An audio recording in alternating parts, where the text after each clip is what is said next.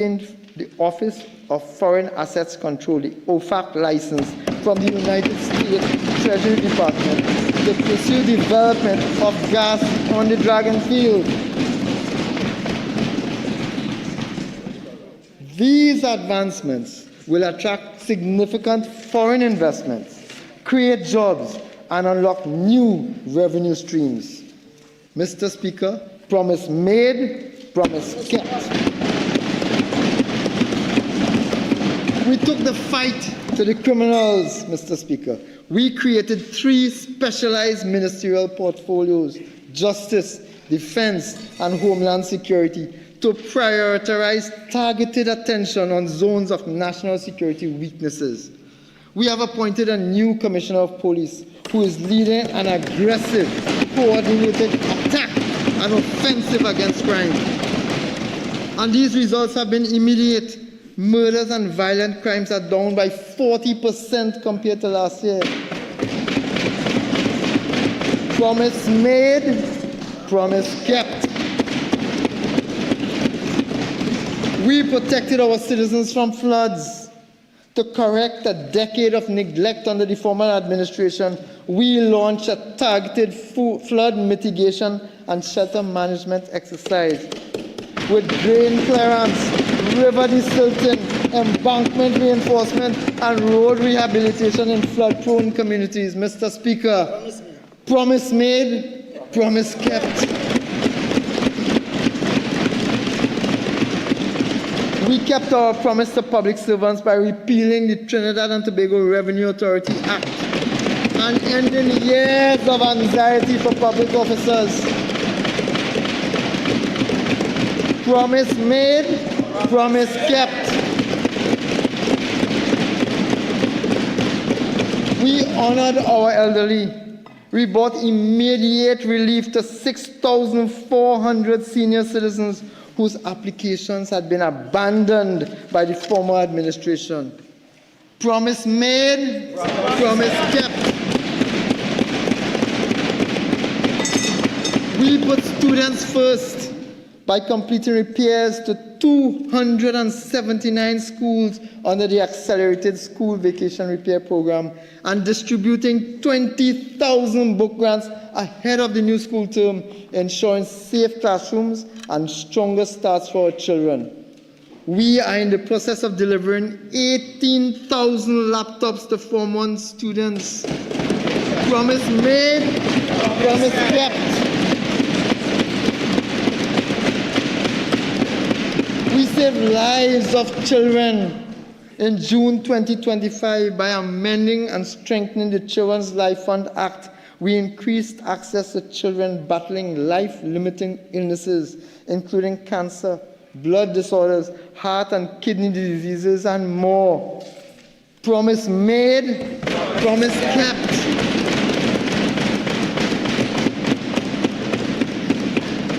We are reviving neglected facilities by initiating the rehabilitation and full operationalization of the abandoned Cougar Children's Hospital, the National Therapeutic Resource Center at Carson Field, and the UWI Debe campus, left to rot by the last government.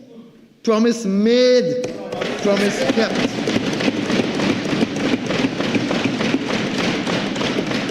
We upgraded public health care by restructuring the CDAP program to include new medicines and launching CDAP Plus for specialized drugs at affordable, regulated prices.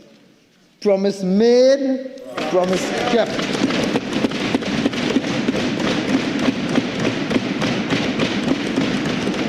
And we are not finished yet, Mr. Speaker. We stood up for law-abiding citizens by bringing stand-your-ground legislation via the Home Invasion, Self-Defense and Defense of Property Bill 2025. This bill is now out for public comment, Mr. Speaker. Promise made, promise kept. We halted the property tax that created anxiety for thousands of persons, including the elderly, retired, and low-income persons.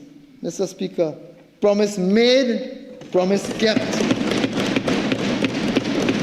We honored the outstanding wage settlement for NIB workers by immediately authorizing the payment for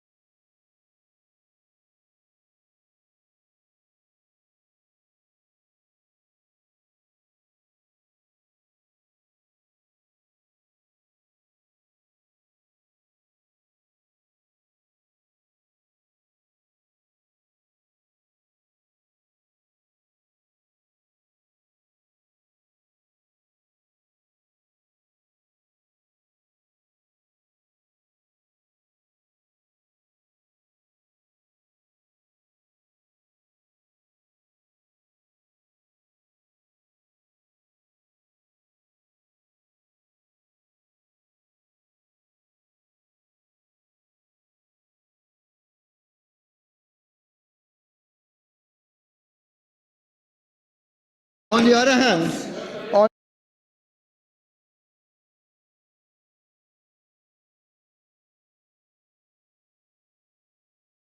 from enhanced exploration and development initiatives.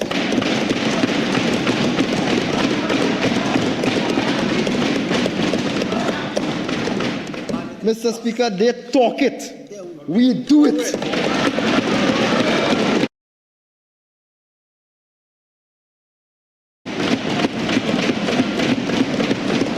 Diversification remains at the heart of our strategy. We are already focusing on agriculture, manufacturing, tourism, and the service industry, amongst others.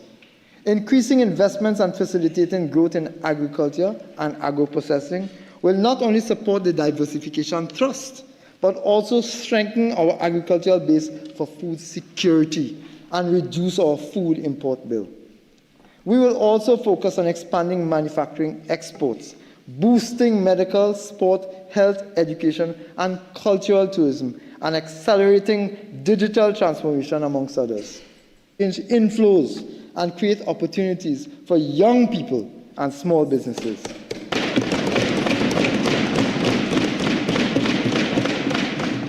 Foreign exchange shortages remain a challenge for businesses, limiting access to raw materials and production.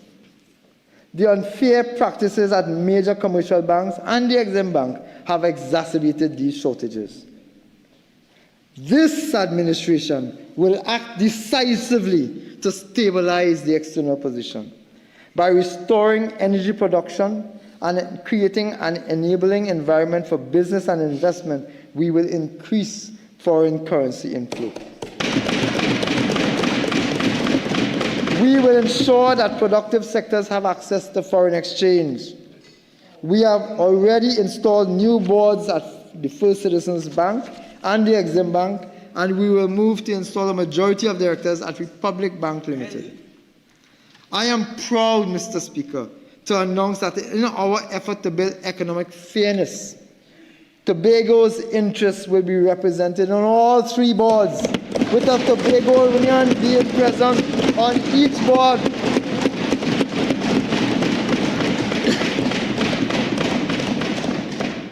By accelerating energy production, broadening and deepening diversification, consolidating the fiscal accounts, and taking stable, proactive steps to stabilize the external sector, we will protect Trinidad and Tobago's investment-grade standing and deliver sustainable growth. Above all, our medium-term plan is about restoring confidence, protecting livelihoods, and creating diverse opportunities for every citizen. When the UNC wins, everybody wins.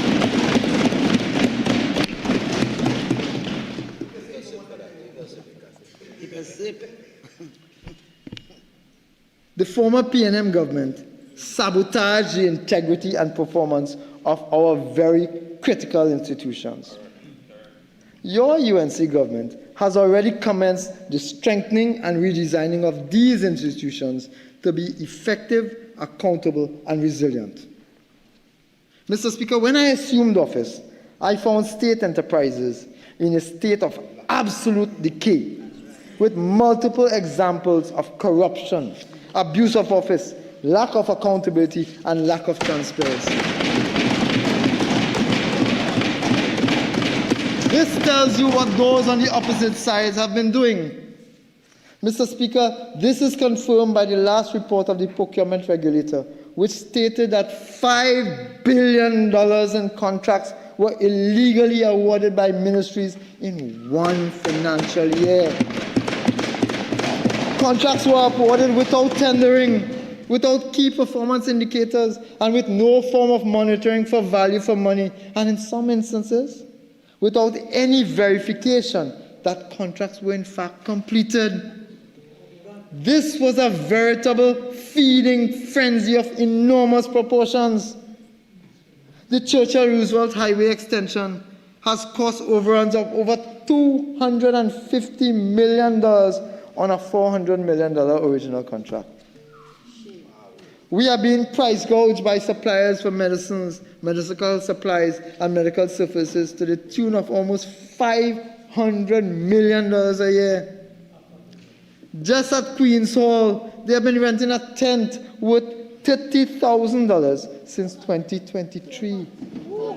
$30,000 per month. They're renting a tent for $30,000 per month since 2023.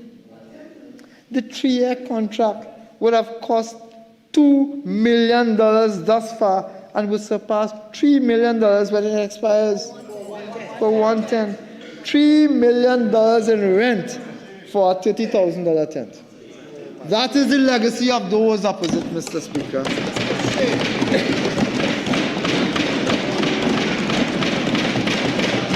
The population of Trinidad and Tobago was robbed of billions of dollars that could have been spent on medicine, crime-fighting equipment for the police, school supplies and school grants for the vulnerable, infrastructure works to prevent flooding, and much, much more. All of this happened under the former regime. Over the last 9 years at this rate, $45 billion was lost to PNM-sponsored and facilitated theft. No one was held accountable, Mr. Speaker. That is why you are seeing PNM appointees resigning and running. They are being called on to account for billions of taxpayers' dollars that were wasted. Mr. Speaker, we are replacing outdated frameworks with modern governance standards. The Ministry of Finance is updating the obsolete State Enterprise Performance Monitoring Manual. This will ensure the best international practices concerning corporate governance, accountability, transparency, and delivering value for taxpayers' money. Let me give you just one example of why these changes are critical and are being made today. Mr. Speaker, CAL's management spent Caribbean Airlines Limited's management spent more than $60 million on audits from Ernst & Young and PricewaterhouseCoopers House. Let me repeat that because I don't want it to get lost in the error. Mr. Speaker, CAL's management spent more than $60 million on audits from Ernst & Young and PricewaterhouseCoopers, but still failed to submit a single audited financial statement to the Ministry of Finance for over 9 years under their government. Shockingly, even in the absence of these audited accounts, even in the absence of transparency and accountability, the former Minister of Finance repeatedly approved financing for CAL in 2017, 2018, 2019, and as recently as March 2025 to cover operational costs. The former Minister of Finance closed his eyes as CAL descended into inefficiency, non-compliance, and fiscal indiscipline, leaving behind not a national airline, but a national liability. Worse yet, he actively fueled this reckless behavior by repeatedly approving billions in financing without demanding accountability. In so doing, Mr. Speaker, the Member of Parliament for Diego Martin Northeast facilitated mismanagement, normalized waste and corruption, and abandoned his responsibility of fiduciary oversight. This is nothing short of criminal negligence.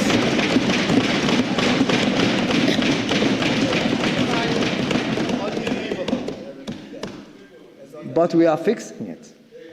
We have now installed a strong board of directors who are making the hard decisions required to fix our national airline. This, Mr. Speaker, this is your government working to ensure accountable fiscal policies. One of our first actions upon taking office was to repeal the Revenue Authority Act, the Trinidad and Tobago Revenue Authority, and to move quickly and decisively to strengthen and equip the Inland Revenue Division and Customs and Excise Division with technology, skills, and legal authority to deliver timely, efficient, and transparent services to citizens, which will result, obviously, in the broadening of the tax base and a significant enhancement in revenue creation. That is where we will get the money. The previous administration, they laugh.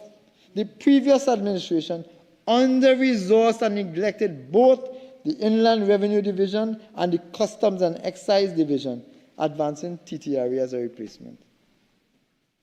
For example, Mr. Speaker, the Petroleum and Large Taxpayers Business Unit, an entity responsible for approximately 85% of total tax revenue, was left operating at just 10% of its required capacity.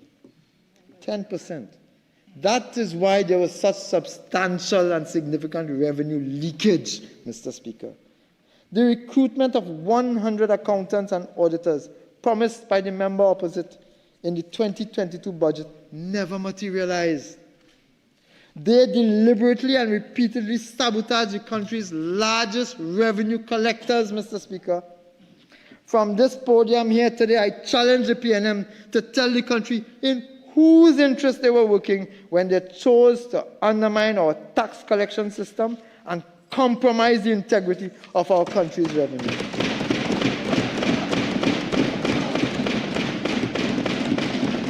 But we are fixing it, Mr. Speaker. We are fixing it. The modernization of the Inland Revenue Division is being rolled out. For well over a decade, the Inland Revenue Division has operated under severe human resource constraints. In contrast, Mr. Speaker, its approved establishment allows for 1,054 posts. As of 2024-2025, when they were in office, only 356 had been filled, with a further 286 offices being occupied by acting officers. That is a significant understaffing, Mr. Speaker. And this persistent understaffing undermines compliance and erodes the state's credibility. But we are fixing it, Mr. Speaker. To address these deficiencies, the government has advanced a three-pronged strategy: short-term measures to stabilize operations, medium-term measures to modernize system, and long-term initiatives to strengthen institutional capacity. In collaboration with the Service Commissions Department, priority is being given to filling all vacant posts and accelerating the recruitment process. Immediate action. Immediate action.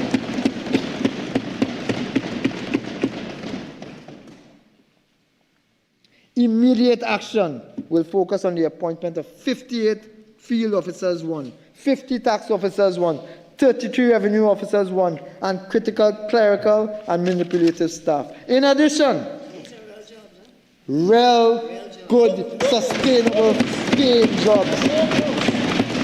But in addition, 64 tax auditors, 60 tax monitors, 5 criminal tax investigation officers, and 48 ICT officers will be engaged on contract to expand audit coverage, arrears collection, and return processing and taxpayer services. Mr. Speaker, real jobs for real people.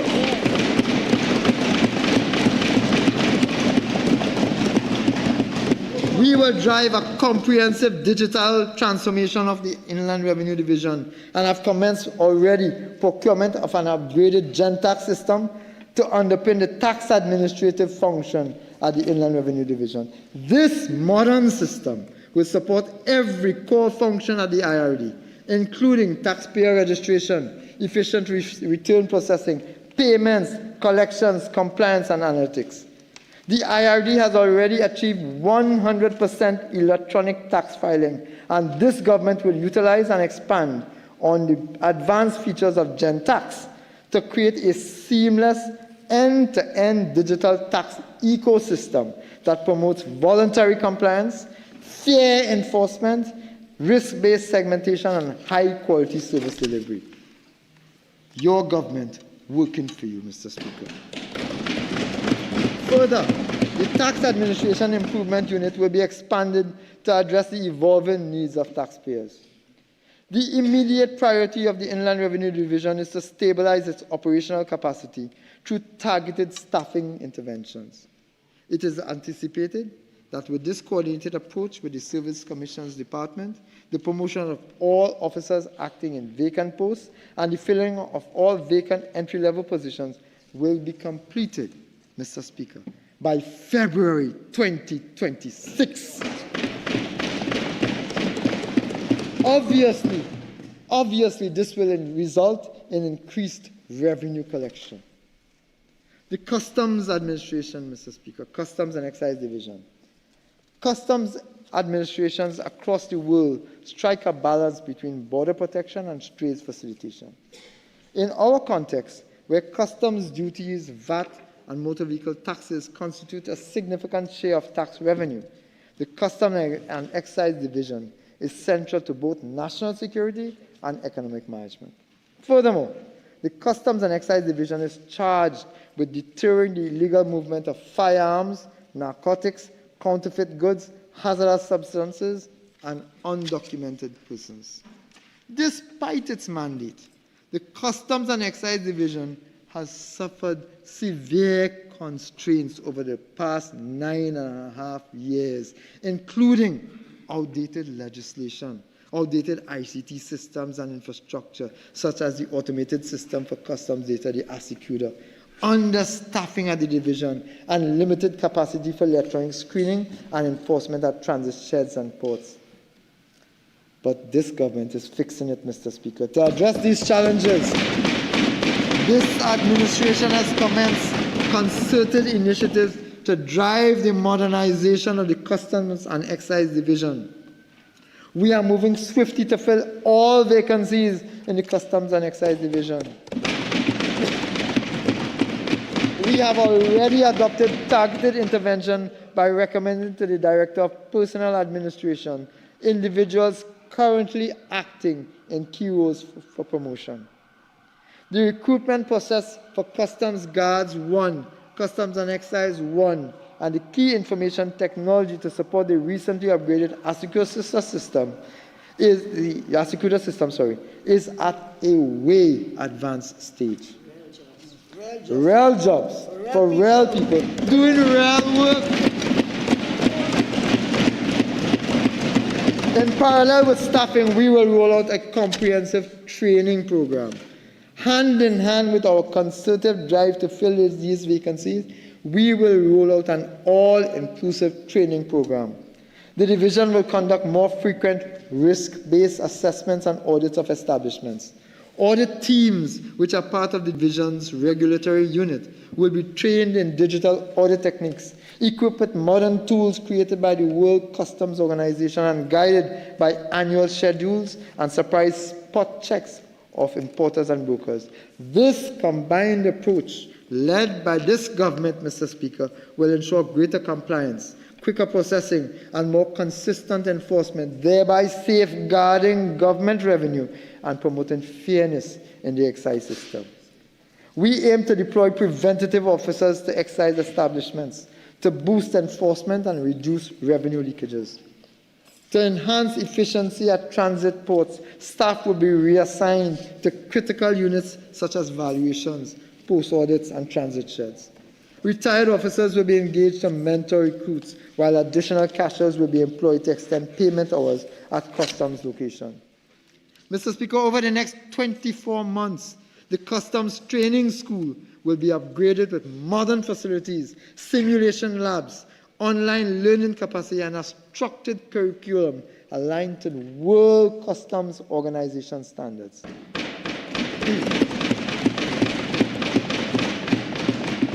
Through this government, training will be delivered via partnerships with the U.S. Customs and Border Protection, World Customs Organization, regional customs schools, and local universities. Training will cover all officer levels, from induction for recruits to continuous professional development and nationwide e-learning. Leadership programs already launched with U.S. Customs and Border Protection support will also be expanded to build the next generation of supervisors and managers through targeted training, mentorship, and rotational exposure. To improve the ease of doing business, the Customs and Excise Division, despite and after urging the previous government that refused to implement electronic payments, Customs and Excise will now be able to finally do so by the end of 2025. We are fixing the problems, Mr. Speaker. In partnership with the United Nations Conference on Trade and Development, UNCTAD, we have launched an 18-month program to upgrade the Assecuda system. Under this arrangement, our trade and customs operations will be modernized through extended digitization of customs using Assecuda World and Ashub platforms by streamlining processes, reducing manual interventions, and strengthening risk management. These processes will significantly reduce clearance times, aiming to transfer between private bonded warehouses within 24 hours, and will obviously lower costs associated with international trade. They will also enhance revenue collection and provide reliable, real-time information on imports and exports. The upgraded Assecuda system will support full valuation capabilities, electronic declarations, updated trade protocols, and integration within the community port system. To achieve this, Mr. Speaker, in collaboration with the UNCTAD team, we have formed a partner project team within the Customs and Excise Division and the Ministry of Finance. This team will be supported by a broad-based steering committee comprising all relevant private and public stakeholders to ensure that the project is completed within the targeted 18-month timeline. Mr. Speaker, I am happy to inform this Honourable House that on October 17, 2025, on October 7, 2025, just one day after my birthday, Mr. Speaker, the Assecuda agreement was signed between the Ministry of Finance and UNCTAD to deepen our long-standing partnership through extending upgrades to the world's customs management system. Furthermore, in the medium term, we aim to support organizational review and infrastructural development at the Customs and Excise Division. This would include a review of the staffing establishment and a rollout of improved and more comprehensive training programs with strict background and personnel vetting to uphold integrity and transparency. In keeping with its strategic direction, risk management will be embedded across cargo examination, verification, and delivery to boost efficiency, revenue collection, border protection, and the ease of doing business, Mr. Speaker. To drive this reform agenda, a designated project team has been established which will be mandated to oversee the implementation of this project. To strengthen preventative and enforcement capabilities, the Customs and Excise Division will expand its specialized units over the next 15 to 24 months, enhancing capability and capacity in marine interdiction, canine detection, drone surveillance, and intelligence analysis. These efforts will be supported by the acquisition of patrol vessels, scanners, vehicles, communication systems, and modern surveillance tools to improve rapid response and non-intrusive inspections. Operations will also be better integrated through a centralized command center, joint task forces, and standardized protocols for intelligence sharing and coordinating action. This institutional strengthening of Customs and Excise Division is a matter of national survival. For too long, our borders were left unsecured, our systems outdated, and our enforcement capacity weakened. Under this new administration, through strong oversight, we will build a more robust and accountable Inland Revenue Division and Customs and Excise Division. Mr. Speaker, when the UNC wins, trade, business, small and medium-sized businesses also win. The international financial system increasingly demands that countries adhere to the highest standards of transparency and cooperation, and failure to do so carries real costs in terms of borrowing, investments, and reputation. Since assuming office, this government has acted with urgency and focus to finalize the outstanding requirements. Again, Mr. Speaker, I am pleased to announce that Trinidad and Tobago, under the guidance and management of the Prime Minister Kamla Persad-Bissessar, is on course to be removed from the European Union's list of non-cooperative jurisdictions for tax purposes in February 2026.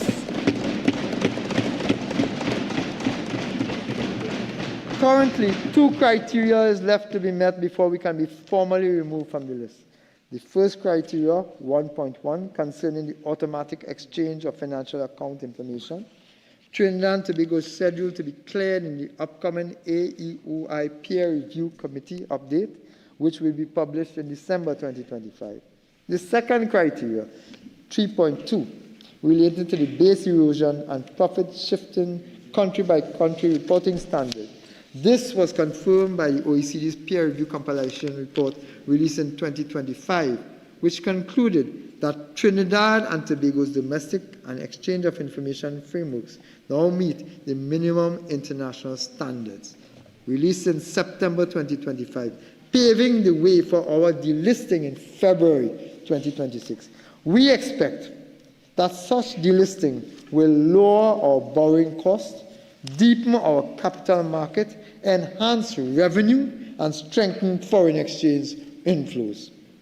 For our financial institutions, stronger correspondent banking ties will reduce transaction costs and accelerate payments, directly improving, Mr. Speaker, the ease of doing business. Diplomatically, delisting will remove a significant barrier that has constrained relations with EU member states. With this obstacle lifted, Trinidad and Tobago will be able to unlock greater cooperation in climate, finance, security, technology transfer, and capacity building. I turn now to multinationals, Mr. Speaker, and the reforming of transfer pricing. Multinational corporations must pay their fair share of taxes. For years under the previous government, the issue of transfer pricing was raised, but was never addressed in a cohesive, structured manner. A study by the ECLAC estimated that Trinidad and Tobago lost approximately $17.5 billion over 8 years due to the failure to act on transfer pricing. Until now, no effort has been made to protect the public purse. This government will once and for all review, make adjustments, and implement transfer pricing legislation to secure and fortify our revenue base. This primary legislation, Mr. Speaker, this primary legislation will be followed by secondary legislation and regulations that will provide the detailed rules and methodologies and compliance obligations to ensure smooth and effective implementation. Concomitantly, a comprehensive training program for transfer pricing techniques, documentation requirements, and audit methodologies will be rolled out at the Inland Revenue Division. These initiatives, Mr. Speaker, will ensure that multinational companies that operate in our jurisdictions pay their fair share of taxes to the people of Trinidad and Tobago.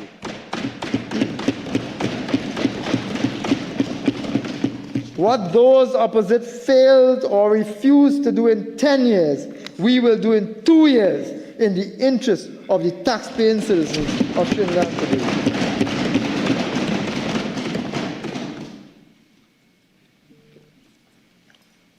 The benefits to Trinidad and Tobago are wide-ranging, securing revenues and adjusted profit shifting to key sectors, including oil, gas, petrochemicals, finance, and services.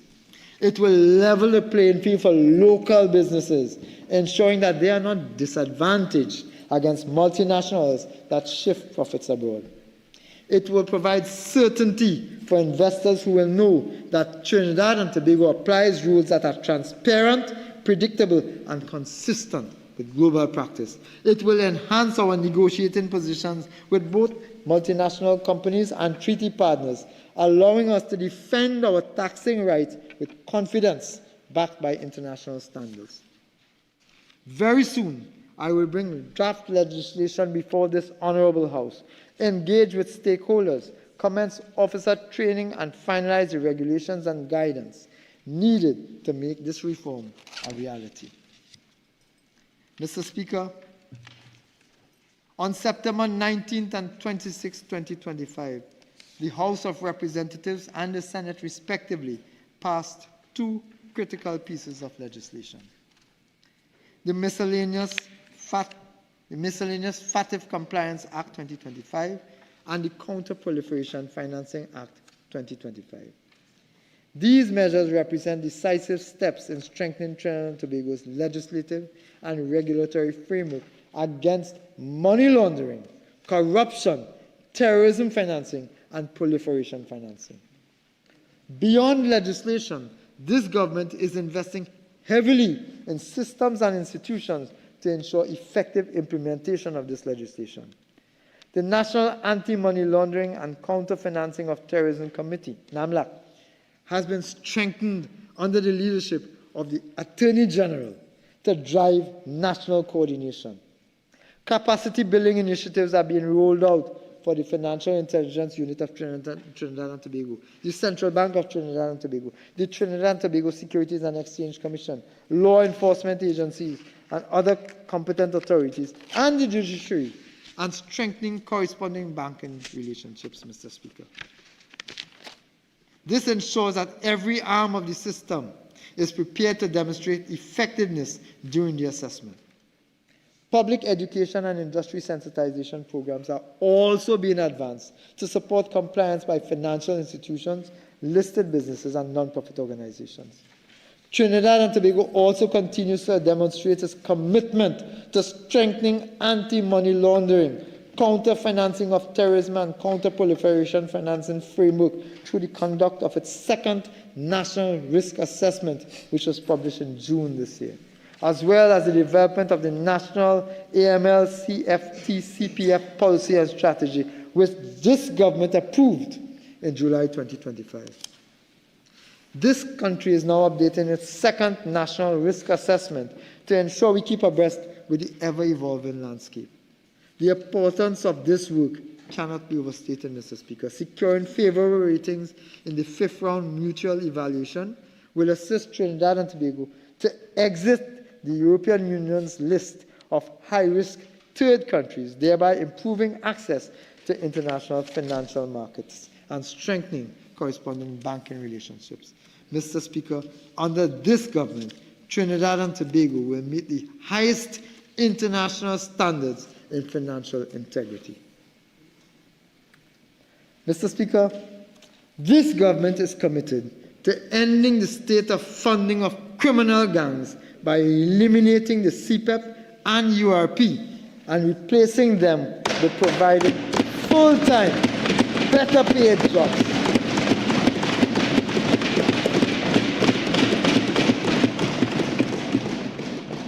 To this end, I have established an employment fund in the Ministry of Finance with $475 million, which will be utilized with the $310 million in the Unemployment Fund for Job Creation. Our Honorable Prime Minister will provide greater detail on this very critical job creation exercise during her contribution in this meeting.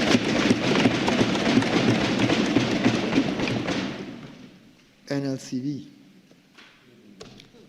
The NLCB, the National Lotteries Control Board, is a major contributor of revenue to the government, with annual gross revenues close to $3 billion. However, illegal lotteries comprising bets and payouts formatted by third parties, on the NLCB's legal lottery games continue to impair the NLCB's profit margin. It is estimated that revenues generated from illegal lotteries are upwards of $9 billion per year. Additionally, These illicit activities also rob the government of income tax, corporation tax, windfall tax, and direct revenues from NLCB's available surpluses. Furthermore, these illegal operators are reportedly also involved in other forms of illegal activity, including money laundering, black market activities, and human trafficking. To combat illegal lotteries, I propose to increase existing penalties under Section 19, 20, and 21 of the Gambling and Betting Act. As an example, under Section 19, this penalty will be a fine of $250,000 and to imprisonment for 3 years, or B, conviction on indictment to a fine of $3 million and to imprisonment for 7 years. This is consistent with the new penalties that will be implemented as soon as the Gambling, Gaming and Betting Control Act is proclaimed.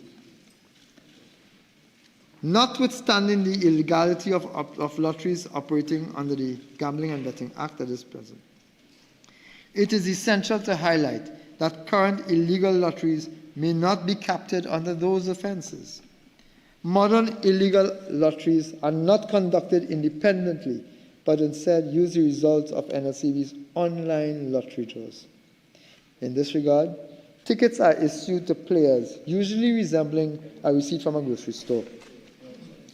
Consequently, to combat this new mode of illegal lottery, the following is proposed.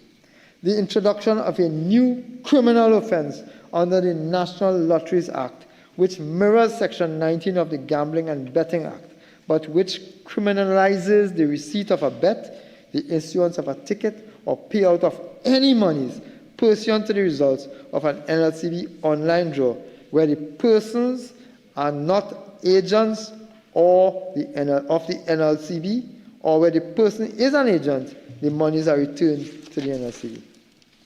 This offense should be heavily criminalized and carry a fine of $250,000 and imprisonment for 3 years, or conviction on indictment of a fine of $3 million and imprisonment for 7 years. Mr. Speaker, the NLCB's evidence of the results and who are authorized or agents will be prima facie case and evidence for these matters, therefore allowing the NLCB to give evidence to the police that can support criminal prosecutions. This will enable more NLCB input in fighting against illegal lotteries, and moreover, the offense will define a ticket broadly to ensure that grocery tickets receipts are covered. Mr. Speaker, owing to a lack of audits and the broad interpretation of Section 23 of the NLCB Act, NLCB has been allowed to retain tens of millions of dollars accumulated over the years. To combat this phenomenon and allow government to better access NLCB revenues, it is proposed that NLCB make quarterly payments to the Consolidated Fund as opposed to annual, and that NLCB be subjected to financial limits expressed by the Ministry of Finance in relation to various items of expenditure. This will ensure that a hard and fast budget by the NLCB would be in place, resulting in better control of revenue retention by the NLCB. Finally, pursuant to Section 23A of the National Lotteries Act, instant lottery surplus is paid into the Sport and Culture Fund. However, over the years, the instant lottery has not been profitable, resulting in some years having no deposits into the Sports and Culture Fund. To combat this, deposits into the Sports and Culture Fund will be set and approved by the Minister of Finance and will not be subject only to instant lottery surplus. This, together with the introduction of a hard and fast budget by the Minister of Finance, will allow greater control over NLCB sponsorships and will allow better financial management of the Sports and Culture Fund. The committee, Mr. Speaker, I propose the establishment of a Financial Oversight and Appropriations Committee, an FOAC. This committee will provide oversight and performance management for the government. It will have the authority to review, approve, and monitor all budget items, such as ministerial expenditure, projects, and investment decisions across all ministries at the sole discretion of the Honorable Prime Minister. This committee will work alongside the relevant ministry representatives and stakeholders to ensure the execution and proper management of state resources. The committee will be chaired by the Prime Minister, and the deputy chairs will be the Minister of Finance. The FOAC will screen major expense items, investment opportunities, projects, and funding proposals at a strategic level and provide oversight and governance to advance proposals before Cabinet consideration and the FNGP. I also propose the establishment of an Economic Resilience Council. Recognizing the imperative of sustained economic growth, diversification, and national economic resilience, the Economic Resilience Council will be established to serve as a strategic advising and policy coordinating body. It will support and guide economic development, initiatives that attract investment, stimulate entrepreneurship, generate employment opportunities, and promote equitable prosperity for all citizens. The Minister of Finance will chair the ERC and retain commercial consultants as needed to provide subject matter expertise. These consultants will work alongside relevant ministry representatives and applicable stakeholders to ensure the execution and proper management of state resources in line with the approved budget and official policy framework. The committee will oversee the financial evaluation and approval of all economic transformation strategies, borrowings, investments, and projects over $50 million. The Council is mandated to support the nation's economic transformation by facilitating investment, fostering innovation, promoting competitiveness, and guiding the transition towards a knowledge-based, export-oriented, and inclusive economy. Your government, Mr. Speaker, working for you. I turn now to our campaign promise to address the outstanding negotiations for the Public Service Association.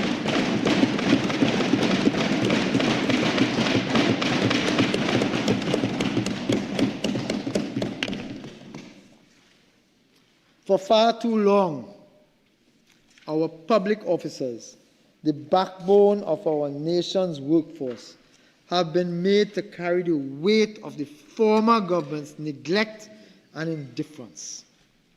This government is taking this bold and historic step to restore justice, dignity, and respect to the hard-working men and women of the public service.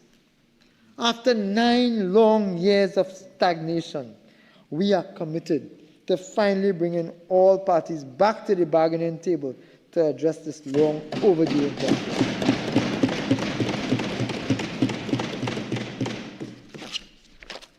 On the completion of the bargaining process, we will work with Republic Bank, First Citizens Bank, and the National Insurance Board to find a comprehensive solution to discharge this national obligation. This government is focused on delivery and not delay, workers' rights and not neglect, appreciation and not excuses.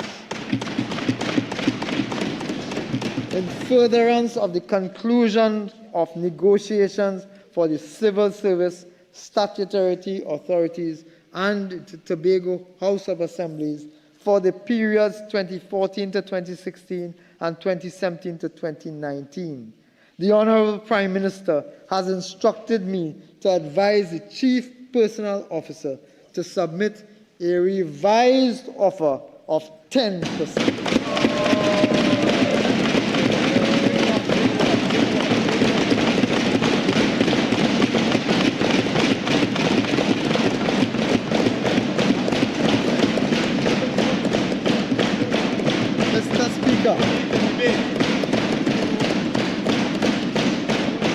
Mr. Speaker, promise made, promise kept.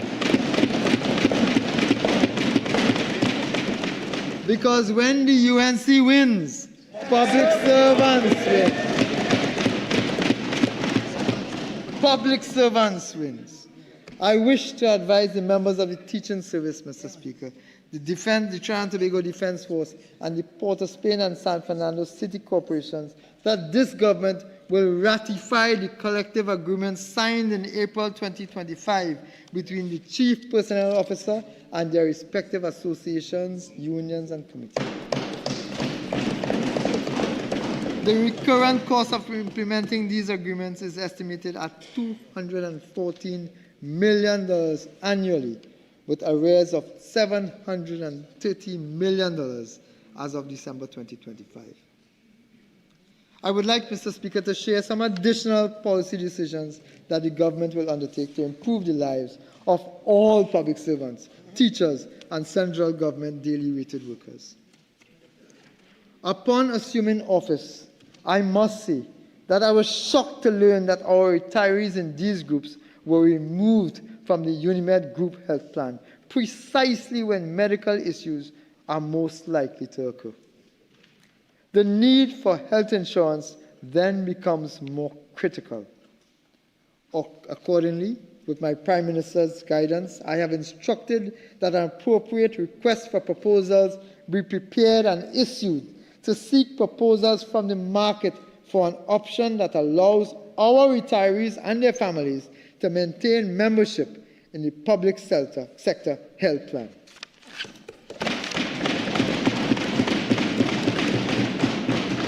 When the UNC wins, public servants, teachers, and central government daily worker raters also wins, Mr. Speaker. The job evaluation exercises for the civil services are estimated to be completed within the next 6 to 8 months. This major exercise marks a significant milestone in the modernization of the public service. This government is committed to achieving this exercise within 6 to 8 months. However, apart from the revised job descriptions with updated duties and responsibilities, it will provide another significant opportunity for nationals of this country. Upon completion of this exercise, approximately 40% of all fixed-term standardized contract positions will be made permanent and pensionable. Real jobs for real people to do real work.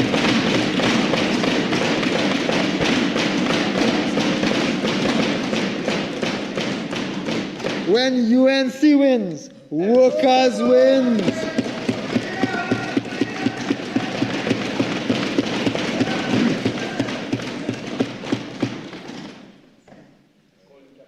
In comparison, another 20 to 23% of standard fixed-term contracts will also be classified into the new grade structure. This exercise will result in the reduction of fixed-term contract employment by as much as 63% and bring these contract officers within the ambit of public service, Mr. Speaker.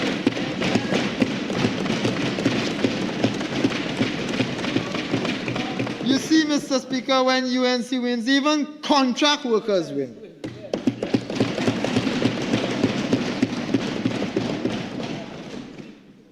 I turn now to a review of the VAT system. All stakeholders are aware that the value-added tax has become increasingly onerous to administer. Businesses are required to file returns and reconcile credits every 2 months, while the Inland Revenue Division, which has been short-staffed for the last 9.5 years, must constantly process and verify refund claims. This cycle has led to a build-up of refund arrears, which in turn undermines business confidence and strains fiscal management. This is yet another untenable situation that the previous government allowed to fester. Accordingly, this government is today signaling its intention to review the existing VAT regime and, if feasible, replace it with a simplified, more efficient sales tax applied at the point of final transaction.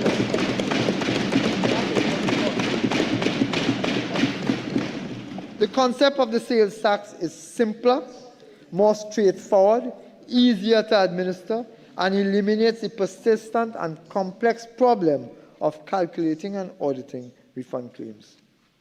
We plan to initiate this review in the current fiscal year with the necessary technical guidance.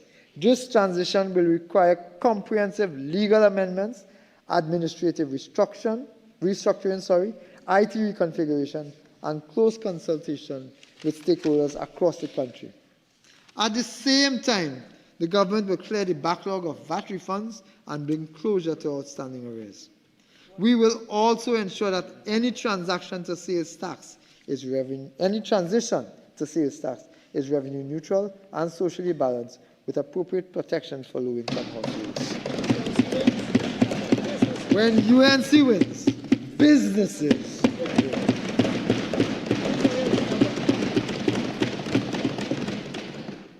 Mr. Speaker, in July 2025, we had the distinct honor of hosting Prime Minister of India, Sri Narendra Modi ji.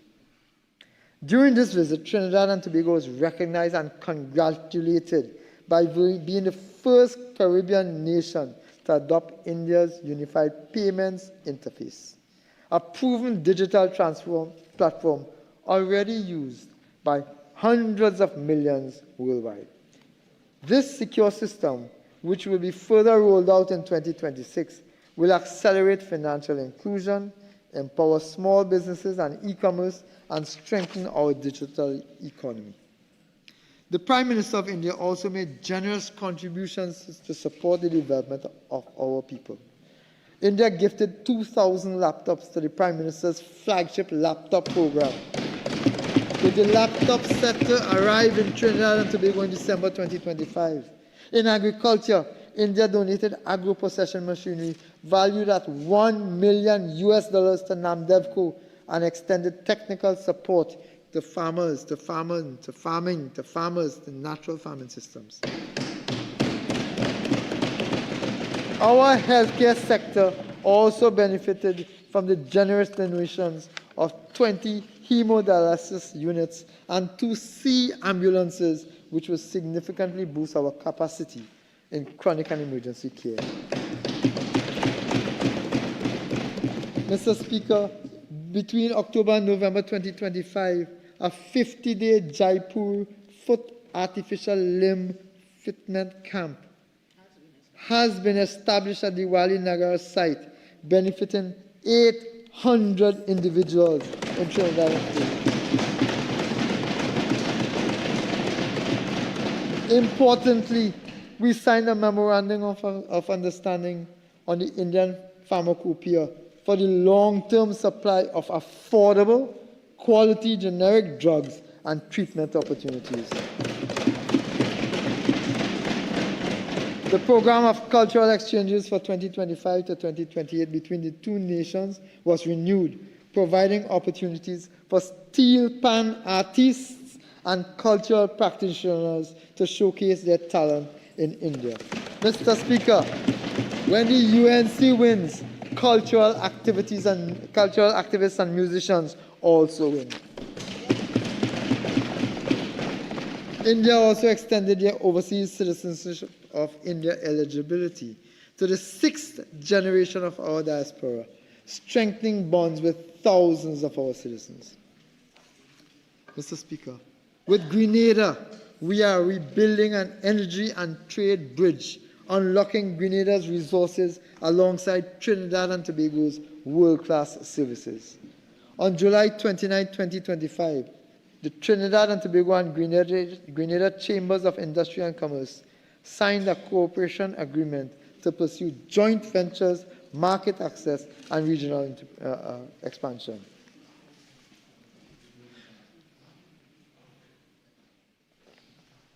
I turn to the United States, our arrangements and relationship with the United States with regards to security and energy cooperation.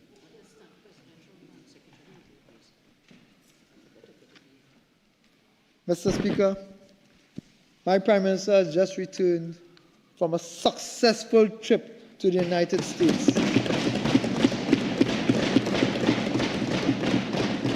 I wish to use this platform on behalf of the government of Trinidad and Tobago to thank President Trump and the people and government of the United States of America, Secretary Rubio, and others who we would have met, when the Prime Minister would have met when she traversed to the United States, for their support, for their committed support, for their commitment to continued support, to support Trinidad and Tobago in our national development, specifically and continuously in security and energy cooperation. On the basis of that engagement and that support, Mr. Speaker, we are modernizing collaboration with the United States under the Caribbean Basin Security Initiative to strengthen border and maritime security, counter drug and firearms trafficking, and dismantle organized crime. This partnership has already produced tangible benefits, including donated hospital equipment and the U.S. Naval Ship Comfort mission, which provided free medical, dental, and eye care services to nearly 2,000 citizens of Trinidad and Tobago. A new multi-million-dollar agreement with ExxonMobil for ultra-deep-water exploration off our East Coast, signed in August 2025, marks the company's return after 2 decades. Confidence in this government, Mr. Speaker. And if these discoveries prove viable, it will anchor Trinidad and Tobago as the hemisphere's energy hub. I repeat, Mr. Speaker, during the Honorable Prime Minister's recent visit to Washington and discussions with Secretary of State Marco Rubio, we reaffirmed our partnership on security and counter-narcotics cooperation. For reference, Mr. Speaker, the United States commended our efforts to counter transnational criminal organizations and stem illicit firearms and narcotics flows, Mr. Speaker. Both governments also pledged continued support for UN-led efforts to stabilize Haiti. Mr. Speaker, during the Prime Minister's attendance at the 80th UN General Assembly, bilateral agreements were signed with China and the UAE. China will provide $94 million grant to fund national projects, including new fire tenders for under-resourced stations, something that the previous government abandoned and refused to do over their 9.5+ years in government. The UAE arrangements allow visa-free entry for diplomatic and official passport holders and introduces an MOU to rehabilitate the Couva Children's Hospital.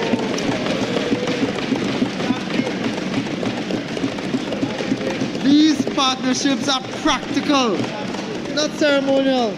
They are practical, Mr. Speaker. Yes. You see, when UNC wins, children win. When UNC win, firemen win. Mr. Speaker, these partnerships are practical, not ceremonial. They expand foreign exchange earnings. They attract investment. They strengthen border security and open new opportunities for business and people alike. We will drive them with urgency so that diplomacy delivers jobs, competitiveness, and prosperity.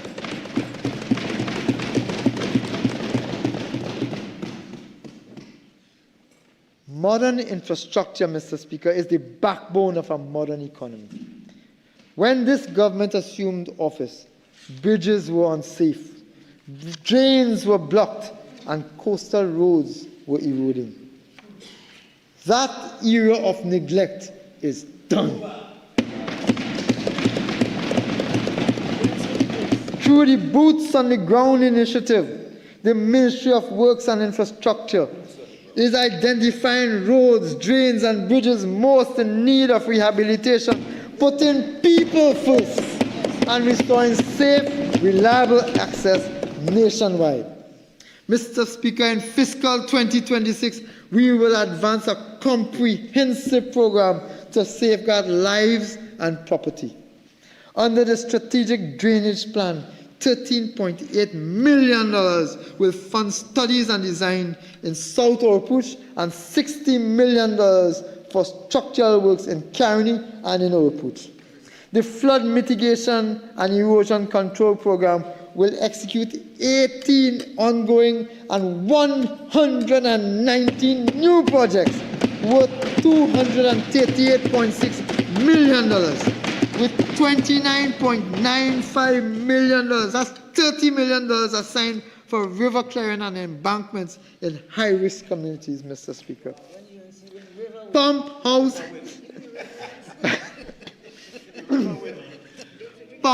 upgrades and the near completion of the Caroni River Rehabilitation Project will reinforce defensives and protect farmlands and homes. These 566 projects will bring lasting solutions and more climate resilience communities across Trinidad and Tobago. Mr. Speaker, when UNC wins, everybody wins.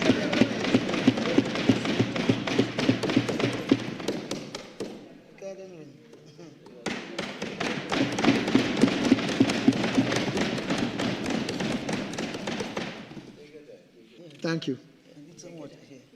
Approximately $1.1 billion will be spent to modernize roadways and improve safety. The Port of Spain to East-West corridor works include an overpass at the Churchill Roosevelt and Southern Main Road Junction and Macoya interchange designs, $126 million. Upgrades continue on Saddle Road, Ricing Road, Uriah Butler, and the South Trong highways. Major highways include the CRH extension to Manzanilla, $155 million. The Valencia-Toco Road, $248.7 million. The Solomon-Hochoy extension to Point Fortin, $351 million. 93 projects will repair landslides, bridges, and rural roads, including the rehabilitation of the Naparima-Mayaro Road. A new highways information system will enable real-time monitoring and planning, supported by the upgraded operations of the Agua Santa asphalt plant. We are investing in bridges, Mr. Speaker. The bridge rehabilitation program continues with 7 major projects. Colonial and Papuri Road bridges are under construction. New bridges in Caripichaima, in Mayaro, in Williamsville, in Valencia, and Cuba North will begin before the end of this calendar year, Mr. Speaker. We are developing and delivering a modern and connected transportation network. Through the Ministry of Transport and Civil Aviation, through the Ministry of Transport, we'll get to civil aviation just now. Through the Ministry of Transport, we will implement an ambitious program to modernize public transport, traffic management, and aviation, Mr. Speaker. We will finally operationalize the Motor Vehicle Accident Fund. Mr. Speaker, would you believe that this fund was first approved in 2015, but was never enacted over the last 9+ years, almost a decade, which this fund was designed to provide relief to victims of uninsured drivers. At the same time, Mr. Speaker, we are rolling out the National Transportation Policy to cut travel times and reduce collisions through better signal equipment, backup power, and a modern traffic management center. The PTSC will introduce electric buses under a leasing pilot of 30 projects by mid-2026 and expand routes through a PPP with maxi taxi operators to ensure rural connectivity. The intelligent public sector transport solution will feature a computer app, e-ticketing, e-ticketing, and real-time schedules. The A&R Robinson International Airport will be fully operationalized by the second quarter of fiscal 2026. We are not talking about practical opening. We are not talking about practical opening. The A.N.R. Robinson International Airport will be fully operationalized by the second quarter of fiscal 2026, strengthening Tobago's tourism and positioning Trinidad and Tobago as a regional air hub with new bilateral air services agreements across the Americas and Africa. Mr. Speaker, $298.9 million is allocated to protect communities from coastal erosion. Work will commence at the Lady Hills shoreline, at Granville and Otaheite, with new projects in Salibia, Macarip, and Maracas Bay, which will safeguard tourist and fishing sites. Mr. Speaker, it's not yet done. There's much more we are going to do. The Port Authority will procure a third ship-to-shore crane and refurbish the CARICOM wharf to boost regional trade. The removal of shipwrecks in Chaguaramas, Claxton Bay, and San Fernando, abandoned by those opposite, will improve navigation and safety and will be undertaken by this government. Mr. Speaker, better health care is central to our agenda. The Couva Medical and Multi-Training Facility will finally open, refocusing on children's health. This Couva Medical and Multi-Training Facility, Mr. Speaker, was renamed by those opposite. We propose to return it to its original mandate. This was designed to be the Couva Children's Hospital, a vision of the Honorable Prime Minister. We return that hospital to its original mandate, Mr. Speaker. When UNC wins, children win, Mr. Speaker.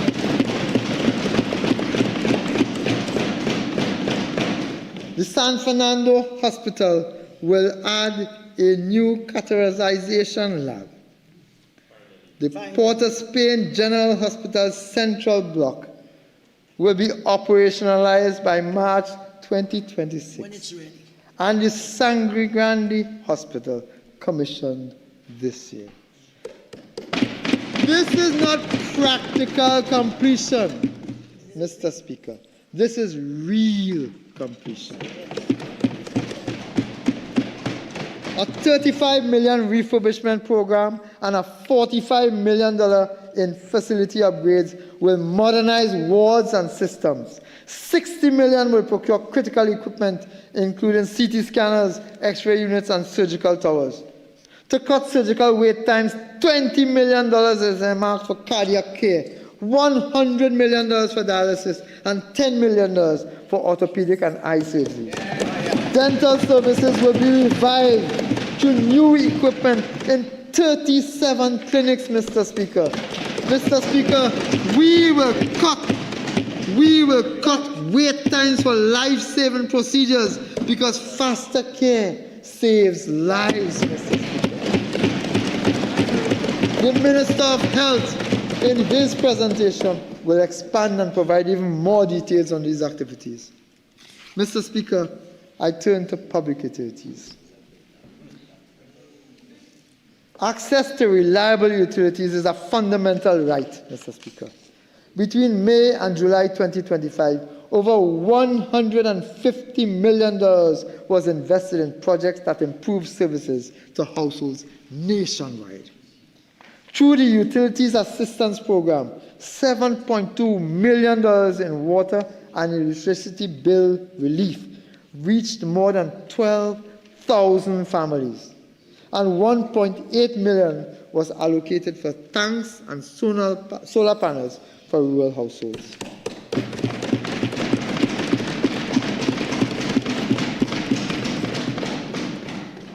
This fiscal, $250 million will expand rural electrification and grid upgrades, installing 8,000 LED streetlights to improve safety and reduce costs. Promise made, promise kept. They promised light bulbs and didn't deliver. We are delivering street lights, Mr. Speaker, for everybody. Renewable energy projects worth $75 million will begin advancing our clean energy goals. TSTT will invest $200 million to expand fiber-to-home connections and strengthen cybersecurity, while $2 million will fund youth entrepreneurship through the YBT. When UNC wins, the youth wins, Mr. Speaker. We made a strategic decision to cancel the WASA transformation plan, preserving 3,700 jobs and redirecting $30 million in savings to critical services. Water supply has improved dramatically in areas long neglected. Carapal increased 1.5 million gallons per day. Navet, 600,000 gallons per day. Siparia, from every 9 days to 3 times weekly. Maracas Bay is now 5 times weekly. $300 million will replace pipelines in Port of Spain, San Fernando, and Arima. A $50 million smart metering program will improve billing accuracy and reduce loss. Mr. Speaker, when the UNC wins, even Arima wins. The fact is, when the UNC wins, Mr. Speaker, everybody wins.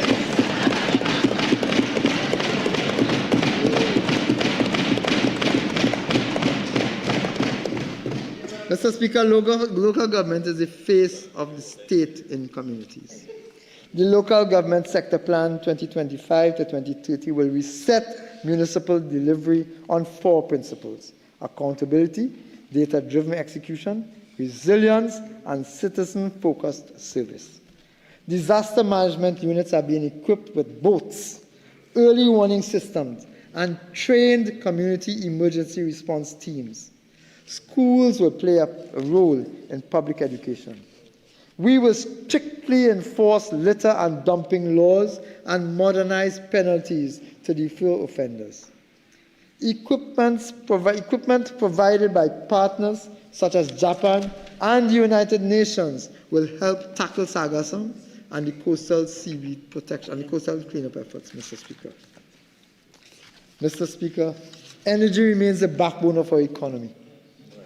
In April 2025, crude and condensate output averaged 52,357 barrels per day, rising to 55,257 barrels by August, an increase of nearly 3,000 barrels under this government. Gains came from BPTT, EOG Resources, and Heritage Petroleum, supported by the Mentor Development Project that achieved first production in May. Heritage is expanding its drilling campaign, and Perenco's acquisition of shallow water assets from BPTT and Woodside is expected to boost mature field output. Natural gas production rose from 2.41 to 2.73 billion cubic feet per day between April and May 2025. Driven by BPTT's Cypra Phase 1, Cipra Phase 1,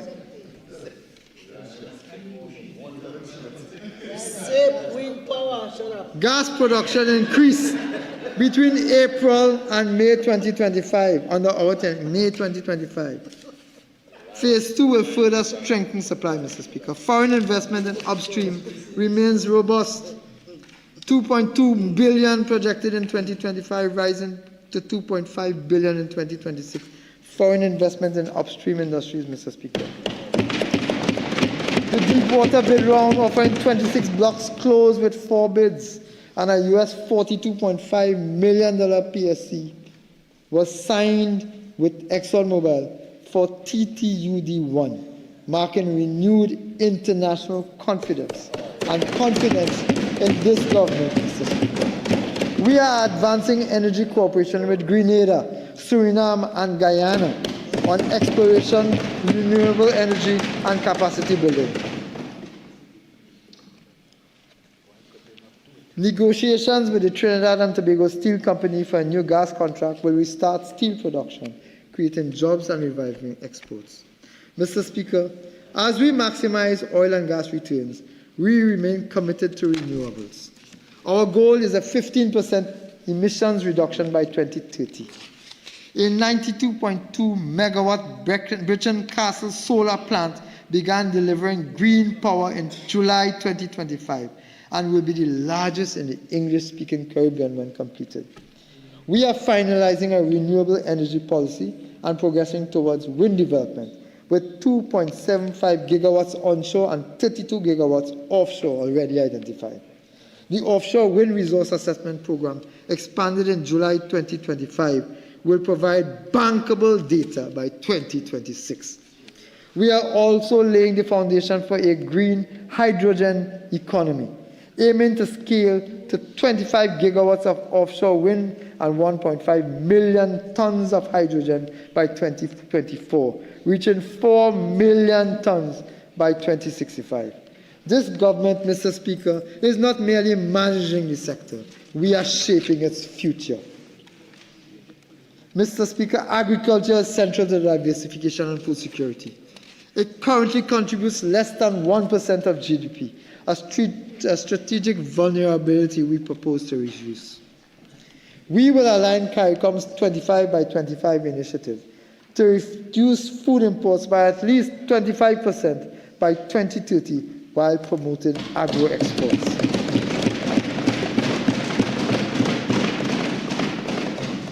A 3-year priority let me repeat that premise. A 3-year priority communities program for 15 high-demand products with annual focus on 3 crops and 1 livestock category. Climate-resilient farming and crop insurance, greenhouse incentives, and farmer and water investing harvesting systems, Mr. Speaker. Integration of agriculture into schools and youth entrepreneurship through Youth Agricultural Fund.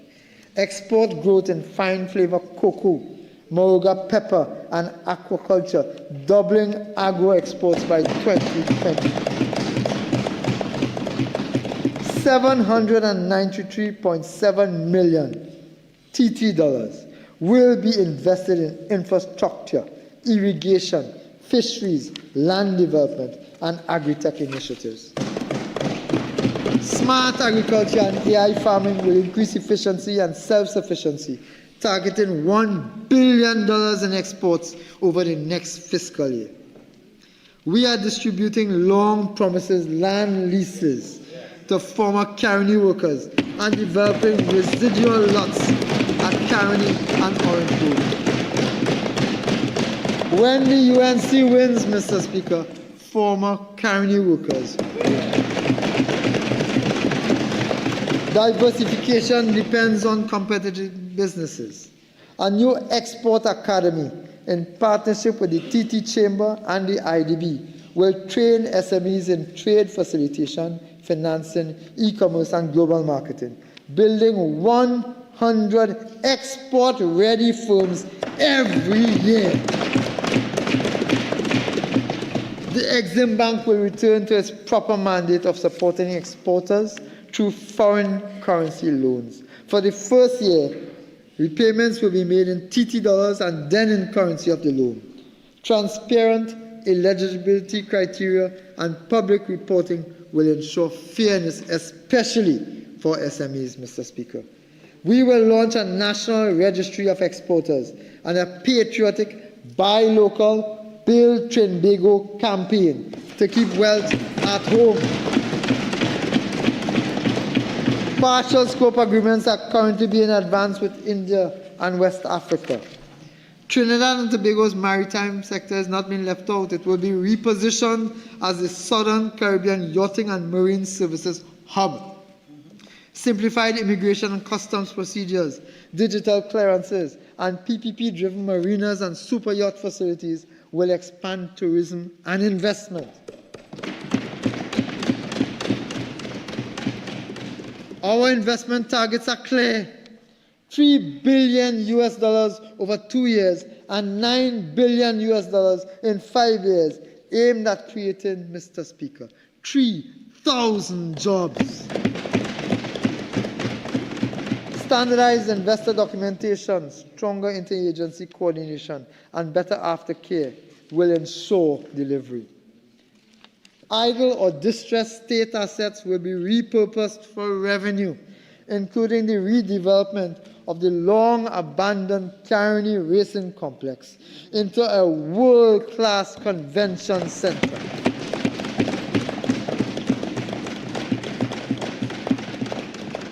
This is being done in partnership with the Trinidad and Tobago Manufacturers Association, Mr. Speaker. You see, Mr. Speaker, when UNC wins, manufacturers win. Trinidad and Tobago planning will be re-engineered for end-to-end digital processing within 30 working days with national eKYC for easy verification. Mr. Speaker, we cannot build growth without partnership. The new private sector organization of Trinidad and Tobago, the PSOT, will unite chambers and associations to coordinate investment and drive innovation.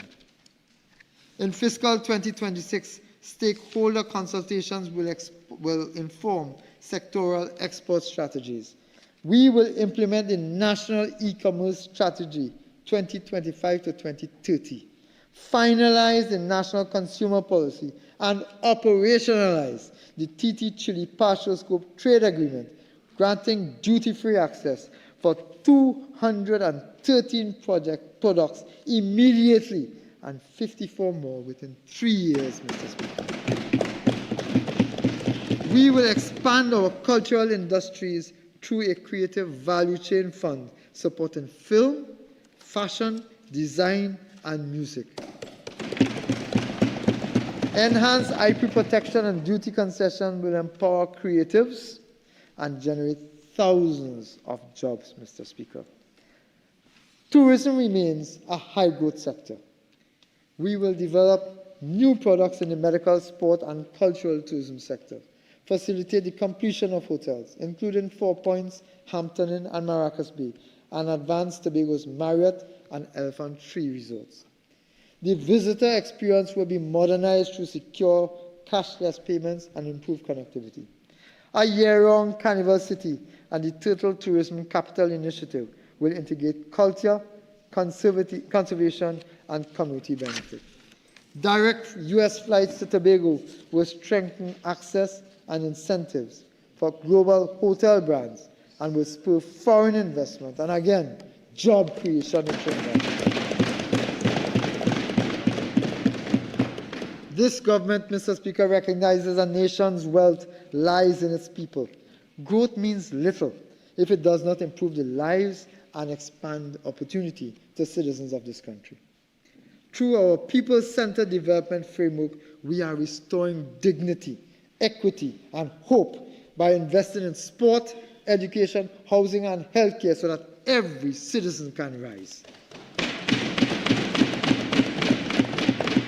Working with the World Bank, we are reforming social protection to ensure that assistance reaches those who are most in need. Beneficiary data are being integrated, payments digitized, and compliance strengthened. Between May and July 2025, senior citizens' pensions supported 115,252 persons at a cost of $1.12 billion. Public assistance grants were supported to 14,000 persons at a cost of $65 million. Food support under this government, Mr. Speaker, food support reached 12,700 homes, and disability grants served 25,600 citizens. Another $46 million was channeled through NGOs to deliver specialized services to those most in need. Mr. Speaker, youth development. Our youth are the engine of national renewal. Programs such as UTech have trained hundreds in cosmetology, events, and culinary arts, granting CVQ certification. Healthcare, drilling rig, plumbing, and technical training have created new career pathways. The refurbishment of the youth development centers in Chatham, Presto, El Dorado, and Chaguanas will expand the capacity for 250 residential trainees. The Retiree Adolescent Partnership and the National Youth Policy 2026 to 2030 will guide future initiatives in training, entrepreneurship, and leadership. A new construction sector skills program will certify 250 young people for employment and small business creation in this vital industry. Mr. Speaker, housing is both a social necessity and an economic driver. We have reformed the Home Improvement Grant, digitizing applications and doubling the number of grants delivered to 1,200 in fiscal 2026. Since taking office 6 months ago, 208 home improvement grants and 28 home construction grants totaling $8.2 million have been approved. 1,461 units are under construction in Arima, Dabadi, and Couva, while 35 HVIP projects are completed and 44 are underway. Quarterly HGC performance reports will now be published.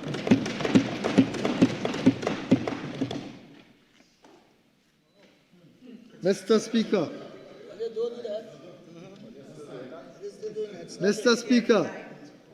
Mr. Speaker, have no fear. Have no fear. Yeah, have no fear. Have no fear. The UNC is here.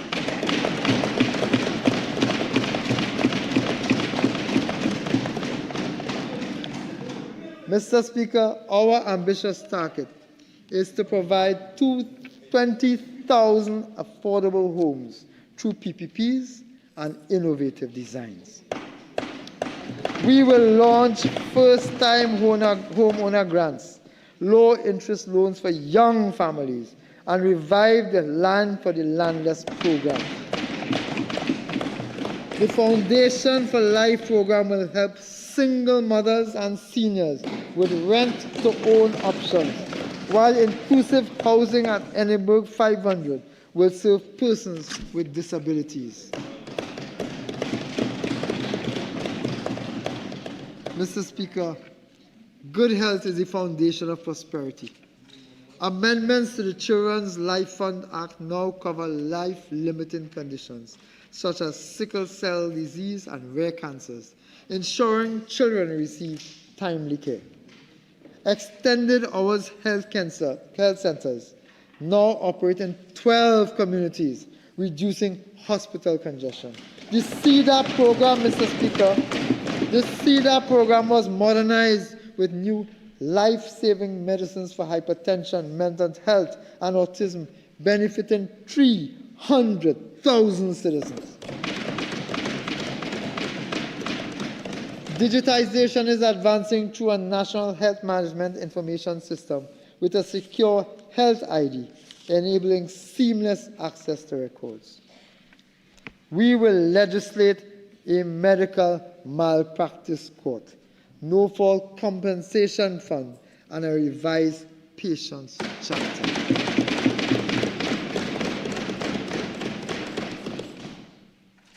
Mr. Speaker, education must prepare every child for a digital, inclusive future.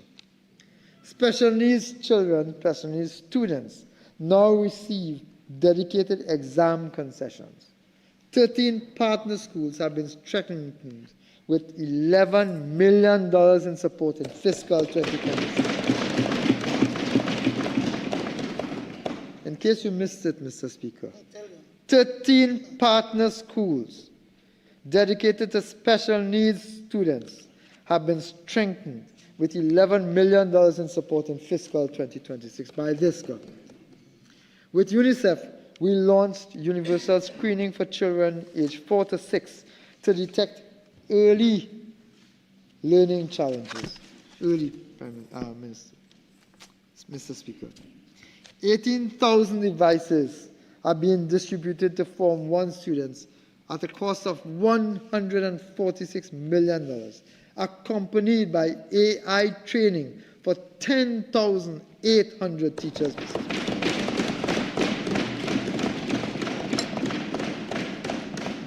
The Vacation Repair Program upgraded 279 schools, recognized as one of the most successful in recent history. Another UNC incentive, Mr. Speaker, another UNC initiative to tackle violence in schools. 95 Special Reserve Police officers are now stationed in 50 high-risk schools. Vision and physical screening programs will continue nationwide. A new literacy and numeracy series in 2026 will address learning gaps, while $10 million in fiscal 26 has been assigned to modernize networks in 456 primary schools. The GATE and higher education loan programs, Mr. Speaker, remain central to access, with 345 bursaries awarded this year.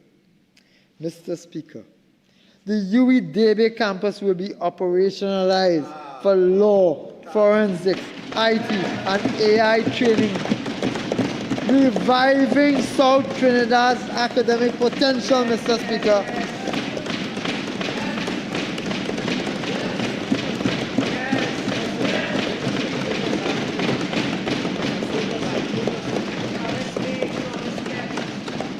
Promise made, promise kept. Mr. Speaker, sport drives unity and national pride. Rehabilitation of pools in Maloney, Morva, Tonopuna, Beach, and Rio Claro continues alongside upgrades at National Stadium. When UNC wins, Mr. Speaker, everybody wins. New community grounds and the elite athlete gym at Tacarigua will enhance performance and health. Scholarships through UTT and partnerships with GC Foster in Jamaica and India are developing coaching and sport administration, including women's cricket. The Samuel Badri Cricket Academy facility at the UTT San Fernando will serve as a national training base. Programs such as Java Cricket that serves 2,000 youths with these hands and Boss Lady equipped communities with practical and entrepreneurial skills, Mr. Speaker. 10 new community centers. 10 new community centers with full accessibility features will open in fiscal 2020.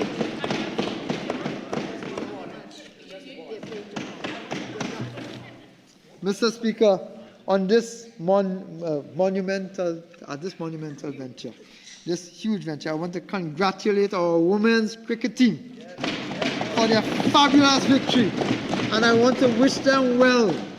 And they must be heartened with the news that they are getting, that this government is making sport a priority in Trinidad.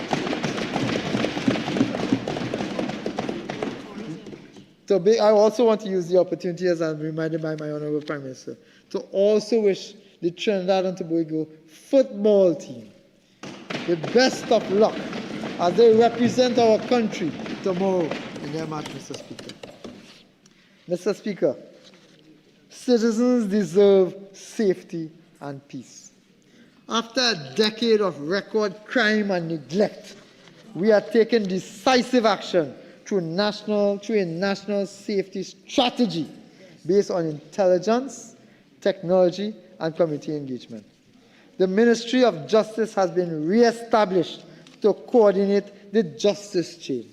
The home invasion, self-defense, and Defense of Property Bill 2025 will criminalize home invasion and affirm citizens' rights to defend themselves. A judiciary chancellor will manage case flow, freeing the Chief Justice to focus on jurisprudence. We will expand courtrooms in Chaguanas, Rio Claro, Sangre Grande, and Diego Martin, and enshrine a constitutional right to a timely trial. Victim support will include restitution, job placement, and housing. The DPP and public defenders' offices will be strengthened. Mr. Speaker, for the first time, the administration of justice will be given the priority that they so desperately need, but was so desperately lacking under the former government, Mr. Speaker. We have restored leadership to the TTPS with a new commissioner of police, and we have already absorbed 800 special reserve officers to address staff shortages. That is performance, Mr. Speaker. 67 new vehicles and additional transit units have expanded patrol reach, Mr. Speaker. The National Operations Center is being reintegrated under the TPPS. Municipal police and mobile units are being expanded. Updated E999 systems and intelligence-led operations will improve responsiveness, Mr. Speaker. We are building as well a better prison system. 500 new officers are being recruited. Real jobs for real people, Mr. Speaker. Facilities are receiving sanitation, transport, and security upgrades, including anti-drone technology and cell jammers. The 268-year-old Port of Spain prison is being decommissioned, replaced by a modern correctional facility focused on rehabilitation. Mr. Speaker, the fire service is being reinforced with 280 auxiliary officers, 225 new breathing apparatuses, and station upgrades in Savanetta, Santa Cruz, and Sangre Grande, Mr. Speaker. New vehicles and thermal imaging equipment will boost readiness. We will reform firearm laws for responsible ownership, promote rehabilitation over incarceration for non-violent offenders, expand CCTV coverage, strengthen port security, and Mr. Speaker, establish a forensic science complex and a national security training center at the UE Debe campus.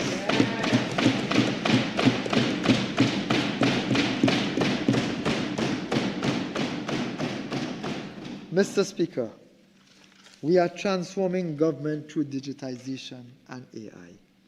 Long lines and paper delays will soon be history. Our National Digital Assistant, Anansi, now delivers instant guidance on public services 24/7. Every citizen will soon receive a secure digital ID for simple login access to government portals, allowing taxes, licenses, and business registrations to be completed online and in minutes. That is performance. Electronic health records will unify patient data across facilities. Education platforms will introduce smart classrooms, e-textbooks, and AI tutors. And police will have real-time access to records through innovative policing systems. A national plan, Mr. Speaker. A national AI research and innovation hub will train youth in data science, software engineering, and content creation, enabling citizens to earn from the digital and creative economies, Mr. Speaker. Real jobs for real people. Perhaps the single most transformative initiative of this administration is the National Payment and Innovation Company of Trinidad and Tobago. For decades, citizens have had to walk from ministry to ministry, stand in lines, and pay cash to conduct routine government business. Billions in transactions were fragmented across hundreds of accounts, prone to delay, error, and leakage. That inefficient era is coming to an end. The National Payment and Innovation Company introduces a unified platform that will handle all government collections and disbursements, from licensing fees and taxes to social grants and pension payment. Every ministry, every agency, and every statutory body will connect to the single payment backbone. Mr. Speaker, this is not just a technology upgrade. It is a revolution in public financial management. With this system, every cent collected or paid by the state can be tracked in real time. This means faster reconciliation, strong oversight, and the near elimination of fraud, pilferage, and bureaucratic delay. Citizens will have multiple ways to pay: online, on their phones, at self-service kiosks, or over-the-counter terminals, using debit cards, credit cards, vouchers, or digital wallets. Every transaction will be instant, secure, and recorded. It will no longer matter whether a citizen lives in Moruga, Toco, or Tobago. Every service will be at their fingertips, available. This is a historic shift towards convenience, equity, and accountability. The NPIC-TT will not only save millions in administrative costs, but will also expand government revenue through better compliance and audit trails. It will make life easier for the public, strengthen confidence in government, and build a transparent bridge between the citizens and the state. It is also an enabler of our broader national agenda, linking ministries, banks, and service providers, integrating e-government services, and creating a foundation for innovation. With the NPIC-TT, the state itself becomes digital, efficient, responsive, and people-centered. Mr. Speaker, I now turn to Tobago.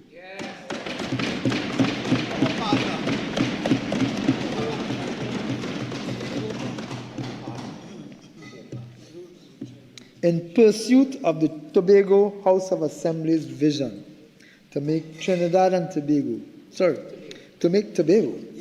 and by extension, in pursuit of the THA's vision to make Tobago the greatest little island on the planet Earth, the THA developed and implemented a strategic development planning pathway for 2025 to 2045. This new development architecture will guide Tobago's socio-economic and political transformation, informing the island's development plans and projects. The institutional strategy, known as strategic selectivity, will direct social and economic development, program, and capital investments, ensuring that efforts are both targeted and effective. The fiscal 2026 budget statement presented by the THA identifies the goal of placing Tobago on a fast track to socio-economic prosperity while securing the island's financial stability.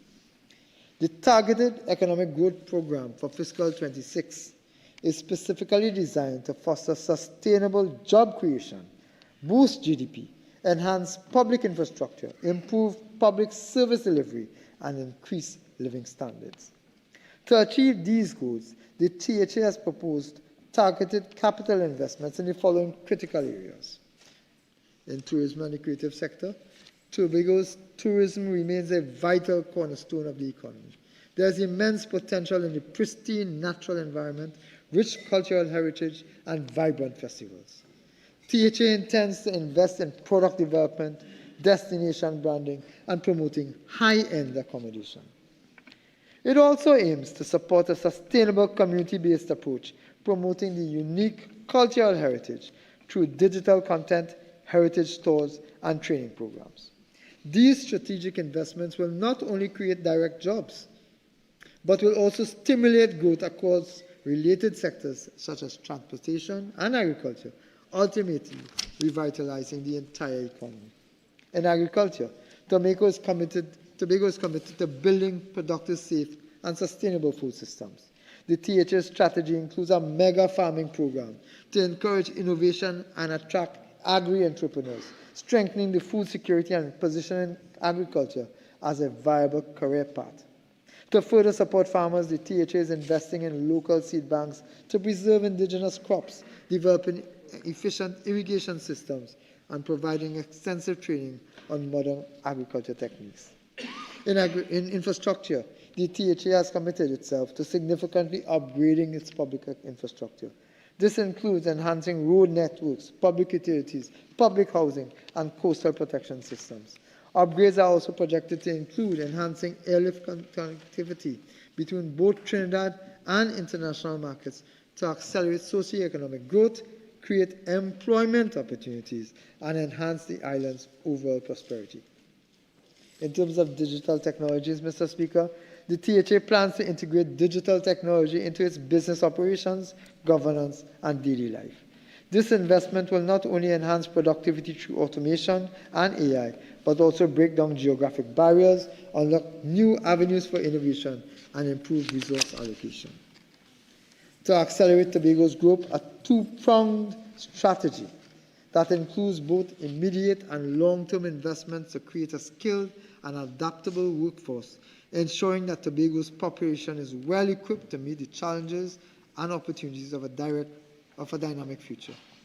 Tobago's education reform program will encompass all levels, from preschool to tertiary, placing a strong emphasis on support for students with special needs. In terms of micro, small, and medium-sized enterprises sector, Mr. Speaker, over 90% of the island's businesses fall into this category. MSMEs are crucial for creating jobs and reducing reliance on the government sector for employment. Initiatives such as the Tobago Development Fund and the newly launched Loan Guarantee Program will help businesses grow, create more jobs for marginalized groups, and ultimately build a more equitable and resilient economy for all Tobagonians. Tobago continues to acquire new diagnostic technology and modernize hospitals in Scarborough and Roxborough, and ultimately increase the life expectancy of its citizens. Mr. Speaker, I am advised that the THA intends to expand the Scarborough and Roxborough hospitals to accommodate better and meet the growing needs of the population. Tobago is ensuring that the communities are safe and have appropriate green and functioning social infrastructure to meet the needs of the citizens. The adaptation to climate change will include coastal protection and restoration, sustainable water management, and the building of climate-resilient public infrastructure. Tobago is also focusing on skill development, vocational training, building an amateur to professional sports pipeline, and youth internship programs. The Sport Development Work Program aims at monetizing sport and outdoor recreation and catalyzing investment in sports infrastructure. The THA intends to leverage sport to diversify tourism, led by a new sport tourism unit and supported by key events such as the International Youth Cricket Tournament and the International Diving Meet. Under public utilities and rural development, the THA has developed a suite of initiatives, including subsidized housing, land affordability schemes, rental assistance, and home improvement grants to ensure all Tobagonians have access to safe and affordable housing solutions. Mr. Speaker, the minimum share of the national budget that should be allocated to Tobago, as prescribed by the Dispute Resolution Commission, is 4.09%. So 4.03%, sorry. Just for the record, Mr. Speaker, the minimum share of the national budget that should be allocated to Tobago, as prescribed by the Dispute Resolution Commission, is 4.03%. I recognize that this will be insufficient to achieve the objectives I have just described. I have taken note of the budget proposed by the Tobago House of Assembly and their national agenda. In that vein, I am proud and happy to announce that in this fiscal year, I have been directed by my Prime Minister to allocate $2.96 billion to the Tobago House of Assembly, which represents a full 5% of the national budget.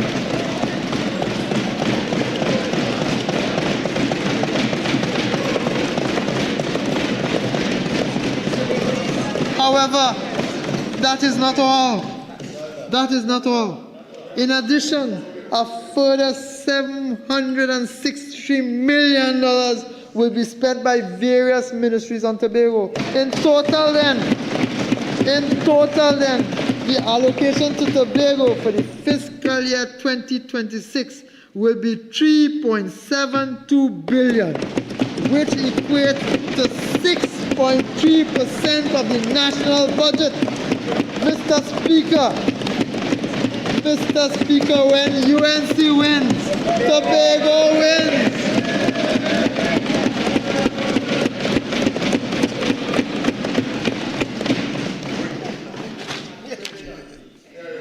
Mr. Speaker, I turn now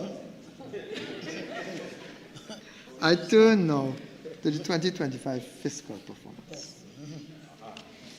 Almost immediately upon assuming office in April, it became evident that we had inherited a seriously distressed financial situation, marked by collapsing revenues, unsustainable expenditure, rising debts, and mounting arrears. Amongst these obligations was a substantial bill for salary adjustments and arrears for officers under the SRC report. Faced with this reality, we had no choice but to seek to settle outstanding obligations left unattended by the previous administration. Thus, we were forced to appropriate an additional $3.1 billion in the mid-year review of the fiscal 2025 budget. The preliminary outturn for fiscal 2025 is for a deficit of $8.7 billion, with a revenue of $50.6 billion and an expenditure of $59.3 billion. This is their deficit.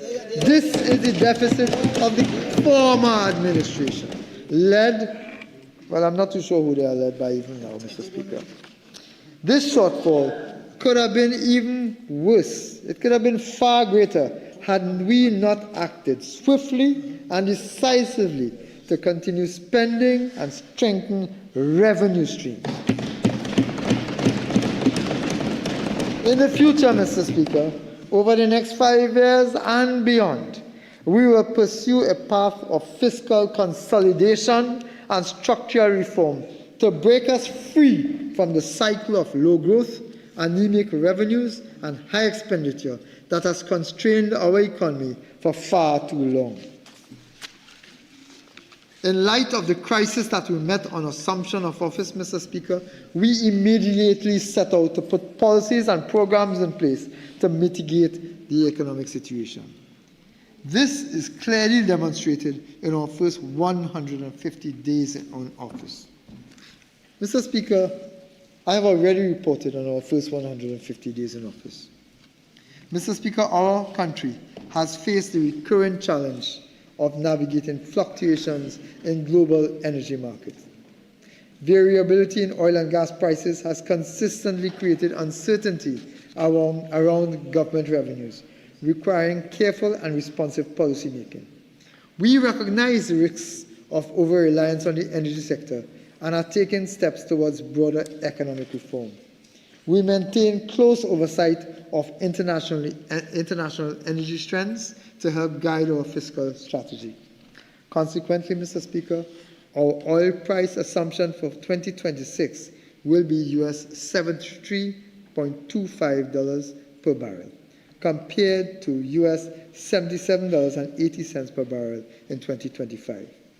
And our natural gas assumption will be US $4.25 per MMBTU, compared to $3.59 per MMBTU in 2025. As a result of these commodity price estimates, we expect total revenue of $55.367 billion, total expenditure of $59.232 billion, with a fiscal deficit of $3.865 billion. Nothing close to the 1920 and whatever figure goes opposite I've been telling the population.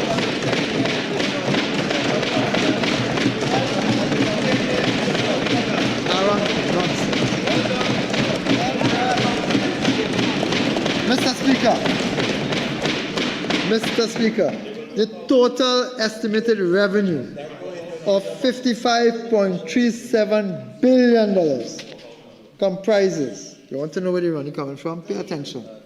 Comprises oil revenue, $11.254 billion. Non-oil revenue, $43.402 billion. Capital revenue, $0.711 billion.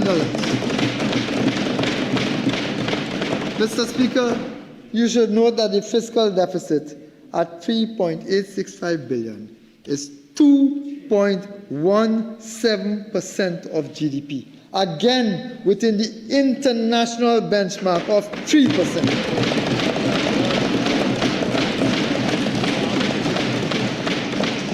We have said it a long time ago, Mr. Speaker, performance beats old talk every time. Pursuant to our public policy agenda, the central fiscal 2026 allocations are as follows. Education and training, $8.766 billion. Standing order 53-1. I know my colleagues opposite are in shell shock, but please, if we can rein them in, please, so we can hear the Minister of Finance.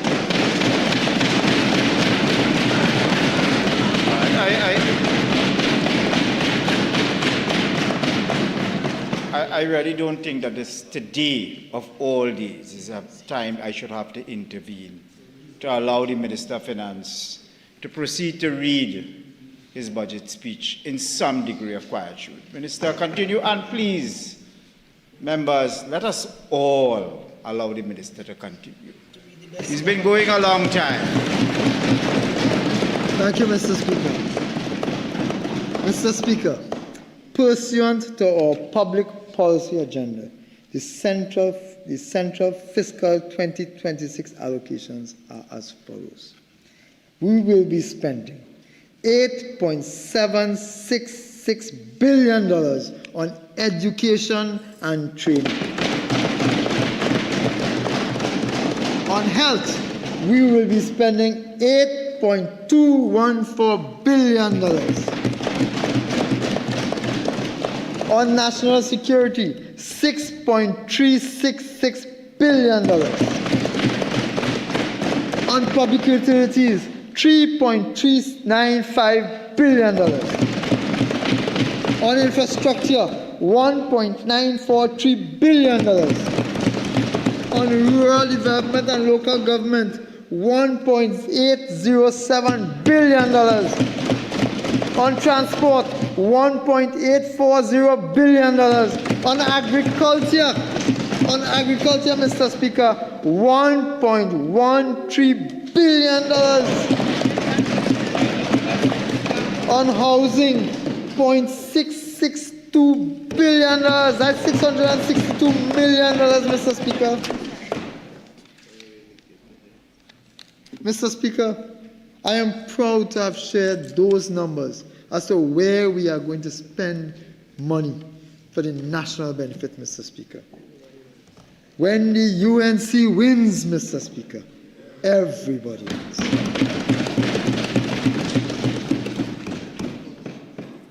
But, Mr. Speaker, fiscal stability is the foundation of sustainable growth. And so I turn now to fiscal and other measures. I've numbered them for easier reference. Number 1, levy on assets of commercial banks and insurance companies operating in Trinidad and Tobago. Mr. Speaker, commercial banks and insurance companies, due to their large size, profitability, and capitalization, have reported sustained earnings, high liquidity ratios, and strong asset growth.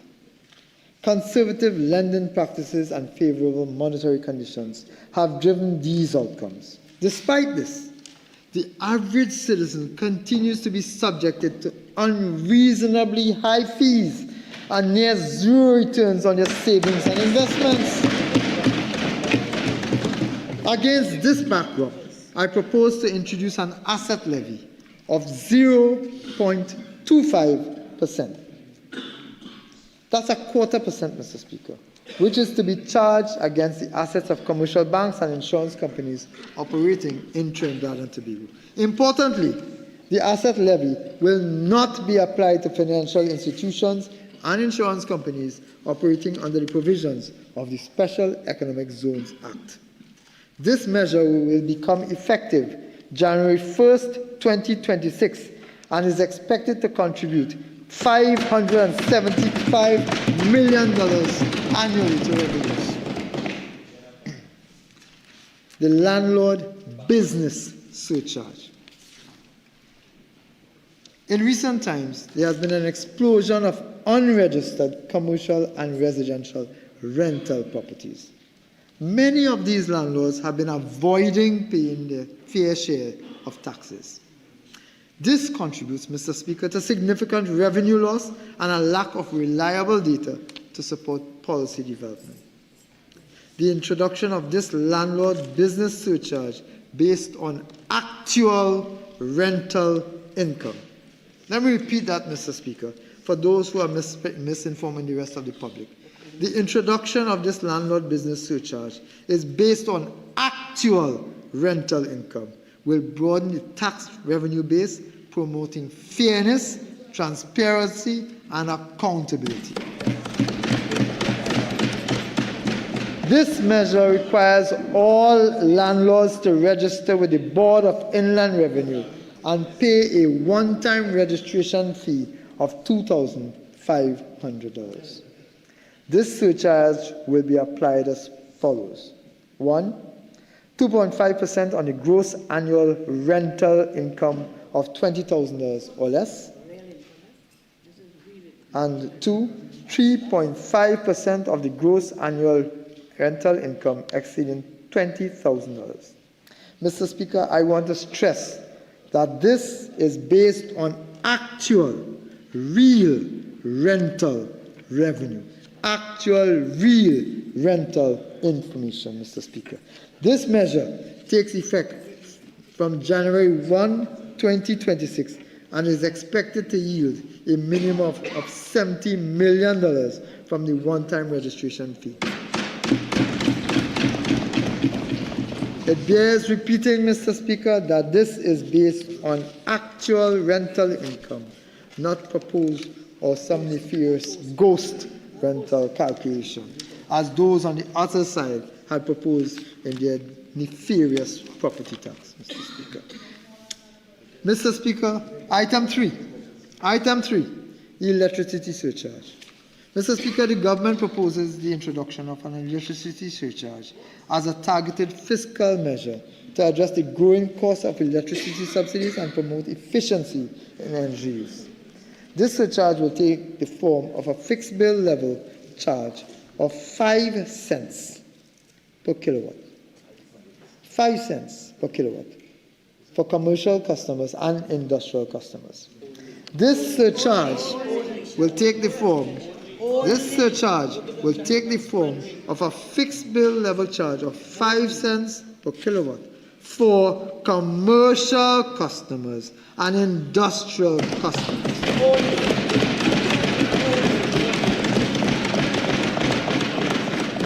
Commercial customers and industrial customers. Pay attention.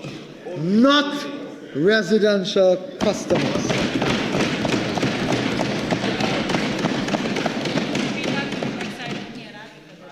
in case some members were closing their fridge doors and didn't hear it.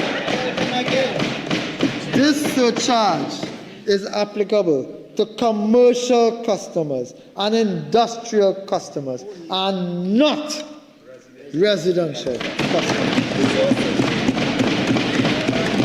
You see, when we say we care, we care. And we show it. The policy is designed to encourage energy conservation, reduce the government's subsidy burden, and generate a predictable revenue stream. It must be noted that our electricity rates will remain substantially below those of our trading partners. In addition to residential applications, essential public services such as schools, hospitals, and street lighting will be exempted.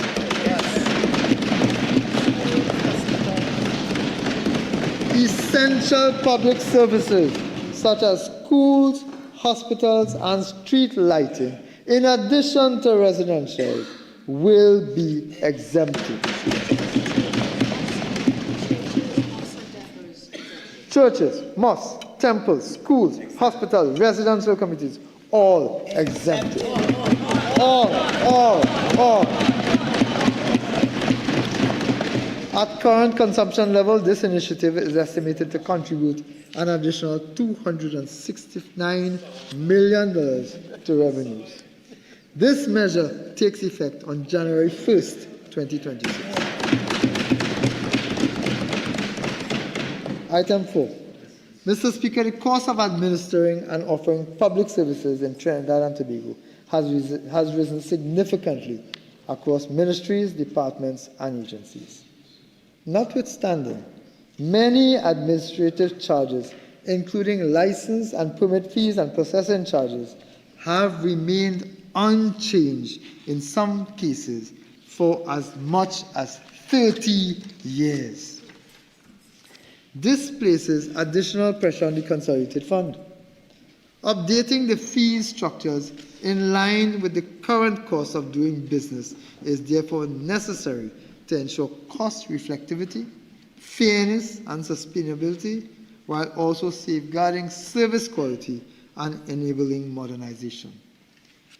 It is to be noted that 80% of the projected revenue increases are attributable to customs duties on rums and spirits, beer, and tobacco products. Tobacco products. Again, for the record, it is important to know that 80% of the projected revenue increases are attributable to customs duties on rum and spirits, beer, and tobacco products. Therefore, the amended duties are proposed. The following amended duties are proposed. Rum and spirits, by percent of alcohol, the existing is $79.25 by percent of alcohol. That is existing. The new proposed is $158.50.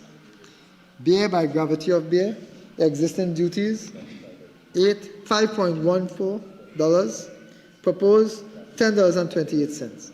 Cigarettes per pack of 20, existing $5.26. Proposed, $10.52. Included in the list of fees to be amended are container processing fees, which were moved from $525 to $1,050. Customs declaration transaction user fee from $40 to $80. Environmental tire tax from $20 to $40. Wild animals and birds from $100 to $200. Mr. Speaker, these measures will contribute an additional $1 billion to revenue.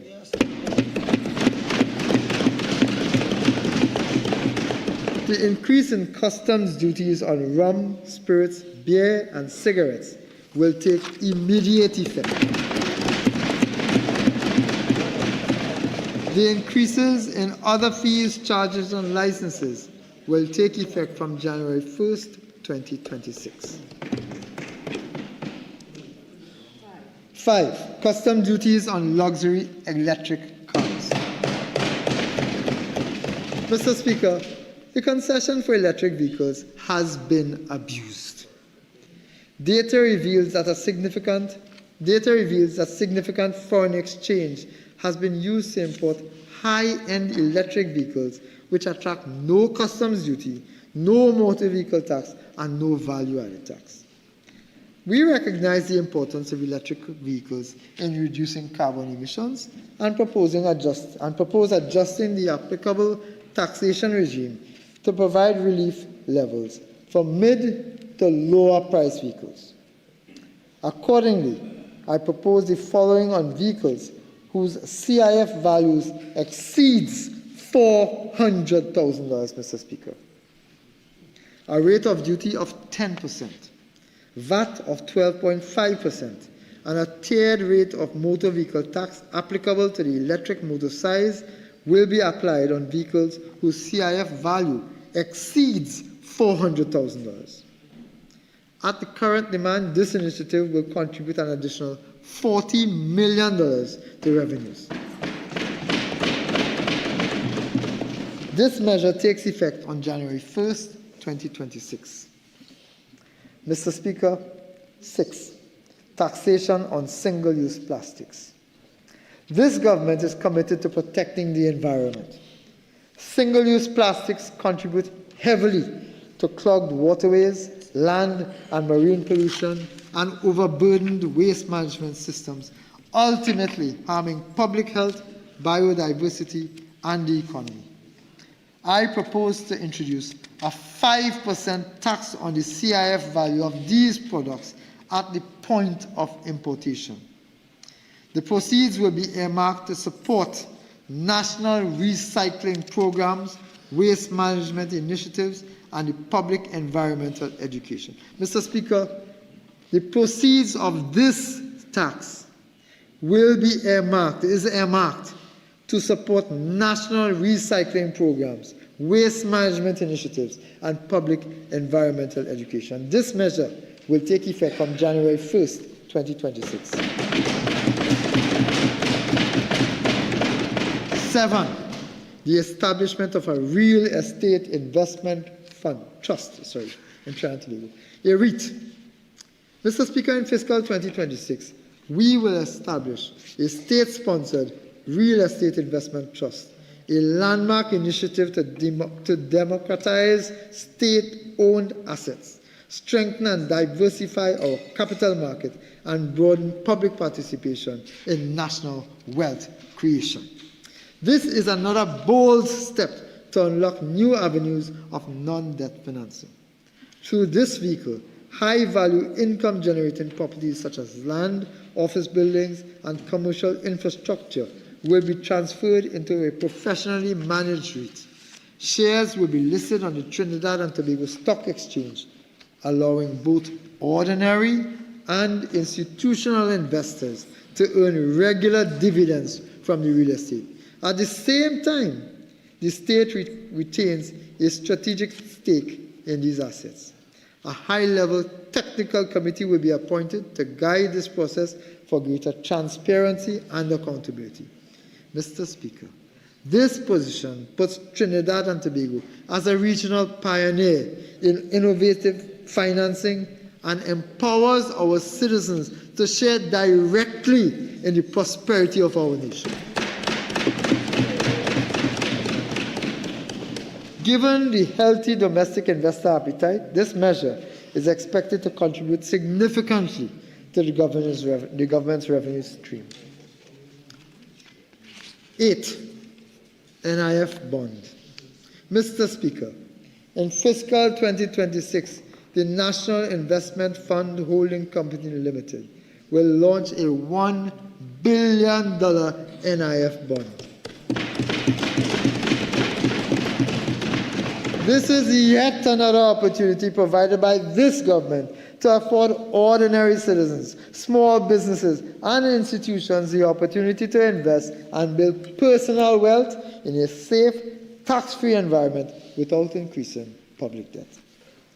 This bond will be backed by a 21% of the shareholding of the First Citizens Group Financial Holdings Limited, valued at approximately $2 billion, while the government retains indirect and beneficial ownership of the majority of FCGFHs at 60.11%. This bond will be issued in the second quarter of fiscal 2026. 9. Penalties on offences. To ensure stricter adherence to the law, we propose a more rigorous consequences for non-compliance. Consequently, the following is proposed.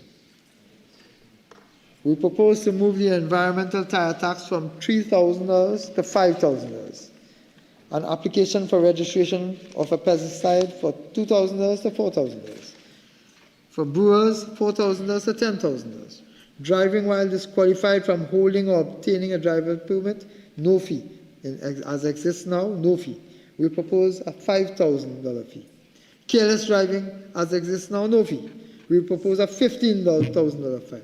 Driving or being in charge of a vehicle while blood alcohol exceeds prescribed limit, no fee. We propose a $15,000 fee. Mr. Speaker, this will ensure safety and accountability on our nation's roadways, Mr. Speaker. These increases in penalties will contribute an additional $180 million to revenues. These amendments will take effect from January 1st, 2026. 10. Removal of motor vehicle tax concessions for returning nationals. Mr. Speaker, in January 2023, the Financial Intelligence Unit issued to the Ministry of Finance its strategic analysis report on the abuse of the duty relief concession granted for personal vehicles imported by returning nationals in accordance with Section 17(1)(b) of the Financial Intelligence Unit of Trinidad and Tobago Act, Chapter 7201, and Regulation 26(1)(d)(2) of the Financial Intelligence Unit of Trinidad and Tobago. The report also cites statistics showing fraud and abuse of duty relief detected by persons claiming returning nationals exemptions October 26 to 2018. Yeah. The report also cites statistics showing fraud and abuse of duty relief detected by persons claiming returning national exemptions between October 2016 and September 2018. Mr. Speaker, despite knowing about this abuse, the then Minister of Finance sat on his hands, allowing this abuse and loss of revenue to continue. This Minister of Finance is committed to protecting the public purse and preventing tax avoidance, fraud, and abuse of concessions. To this end, I propose that the customs duty relief and related tax concessions of value-added tax and motor vehicle tax on motor vehicles imported by returning nationals be removed. This measure will take effect from January 1st, 2026. Mr. Speaker, the subsidy for LPG has been in place since 1926. The most recent adjustment to the retail price was made in 1998, over 25 years ago. While we must adjust the subsidies to reflect market forces, as a caring government, we must also protect those least able to afford a significant price increase. As such, I propose to amend the subsidy on LPG cylinders of £100 and above by 50 cents per pound. I wish to reiterate that the price of cylinders below £100, including the standard 20-pound cylinders, which we are all familiar with, will continue to be subsidized at the same rate and will not change. These amendments will take place on January 1st, 2026, Mr. Speaker, when UNC wins ordinary households. Mr. Speaker, 12. Safeguarding our national insurance system. The national insurance system safeguards the dignity of retirees and provides income security for workers and their families. Today, annual benefit expenditure is well over $6 billion, an increase of more than 65% over the last 2 decades. After the last decade of neglect, this system is in absolute crisis today. To do nothing will be irresponsible. Since 2020, benefit payouts have consistently exceeded contributions, forcing the NIB to liquidate its assets to meet its obligations. The 11th actual review projects that if nothing is done, the fund will be depleted by 2023 or 2020. Sorry, the fund will be depleted by 2033 to 2034. Mr. Speaker, for nearly a decade, the PNM sat idly by knowing this fact and did nothing, while warning bells sounded, kicking the proverbial can down the road. But you see, Mr. Speaker, we are not as reckless as they are. We will not allow this fund to collapse, jeopardizing the very benefits that over 200,000 of our most vulnerable citizens depend on. Let me be clear. This government will act decisively where the PNM refused to act. To save this critical institution from bankruptcy and to preserve the benefits for future generations, we must increase the contribution rate. To minimize the burdens on contributors, I propose a phased approach, implementing a 3% increase in the contribution rate effective January 5th, 2026, followed by another 3% increase from January 4th, 2027. Mr. Speaker, those opposite, the PNM, would have left this fund as it is to collapse, denying generations, present and future, from access to pension benefits. Let me explain, Mr. Speaker, if I may. Pension benefits, maternity benefits, accident benefits, all of these personal benefits to those least able to afford them, Mr. Speaker, all of those, the vulnerable population, would have been denied had that government continued in office. They would have done nothing. This government is saving the future of this country, Mr. Speaker. Additionally, Mr. Speaker, beginning in January 2028, the age at which a person can receive a full NIS retirement pension will gradually increase over a 10-year period. There will be no change for anyone who retires at age 60 before January 1st, 2028. 2028. Those retirees will continue to qualify for a full NIS pension with a minimum of $3,000 at age 60. There will be no change for anyone who retires at age 60 before January 1st, 2028. Furthermore, existing pensioners will not be affected by this change. If it were left to those opposite this fund would have collapsed and existing pensioners will have no access to pensions, Mr. Speaker. Starting in January 2028, the age for a full NIS pension will increase by 1 year every 2 years until it reaches age 65 at 2036. That means to access the full minimum pension of $3,000 from January 1st, 2028 to December 31st, 2029, a retiree must be 61 years of age. From January 1st, 2030 to December 31st, 2031, a retiree must be 62 years of age.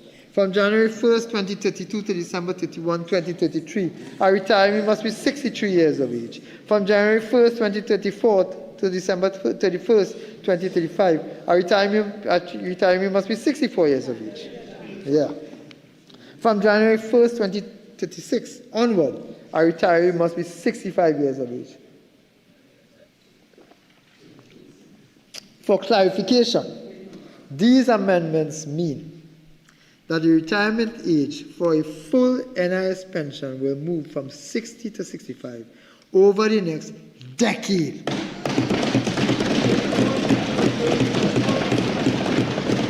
Persons who retire early will still receive a pension, but at a reduced rate.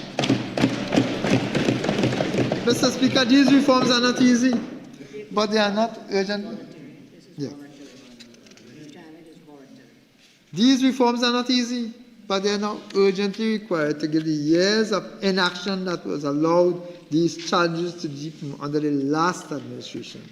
These measures are projected to extend the life of the NIS fund, securing pension for today's workers and tomorrow's retirees. Let it be said, Mr. Speaker, that under this government, the NIS will not be allowed to fall. We will protect the rights and contributions of citizens who have contributed for all of their lives. We will protect the rights of them to access benefits when they retire, Mr. Speaker. I want to reiterate that there's no mandatory retirement. There's no mandatory retirement over the next decade.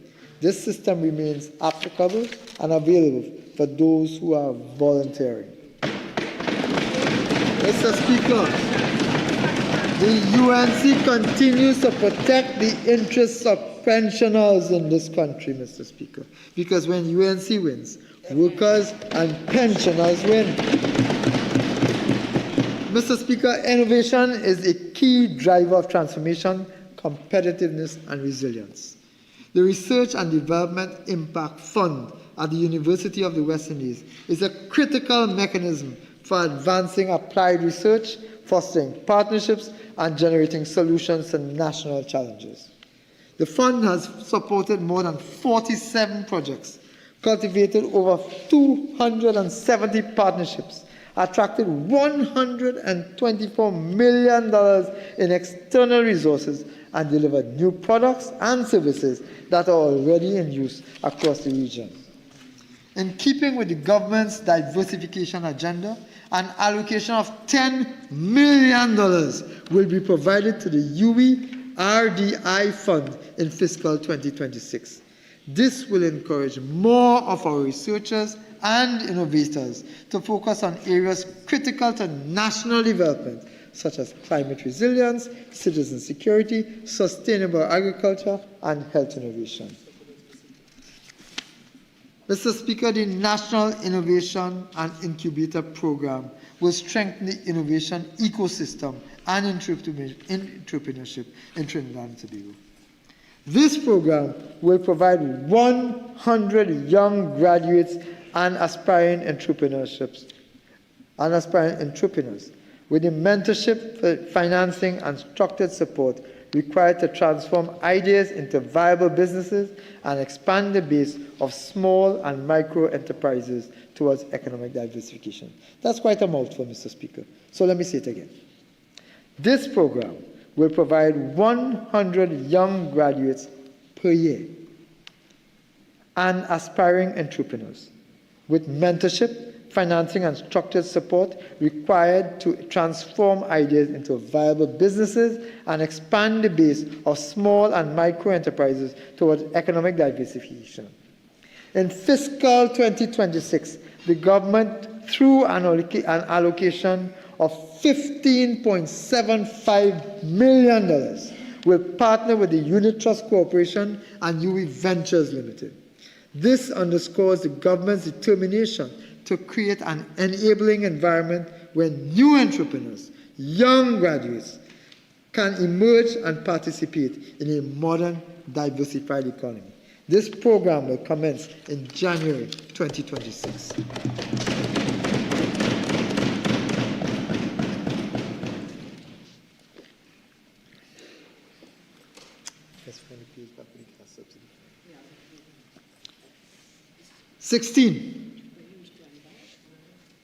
Sixteen, yeah.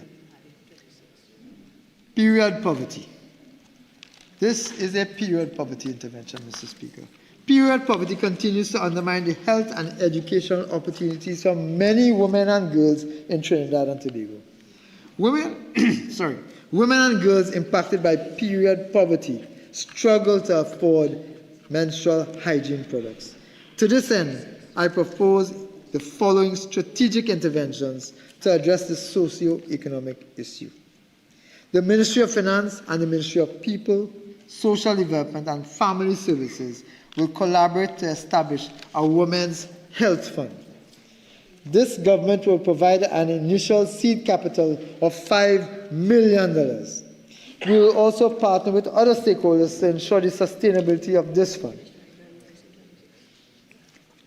This fund will be used to launch a pilot program to provide distribution of free menstrual kits in educational institutions.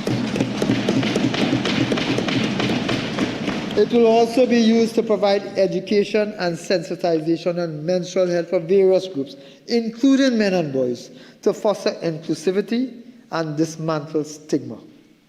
A tax incentive, Mr. Speaker, will be provided to encourage individuals and corporations to contribute to this fund.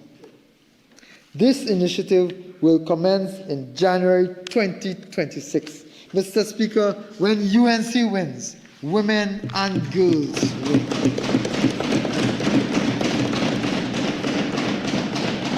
"17.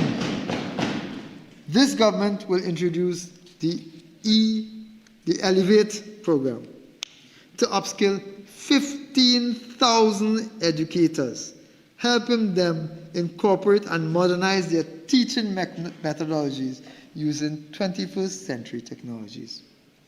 The government will allocate $5.72 million to this program, which will deliver relevant, flexible, and modern professional development aligned to national priorities and the 2025 to 2030 education policy.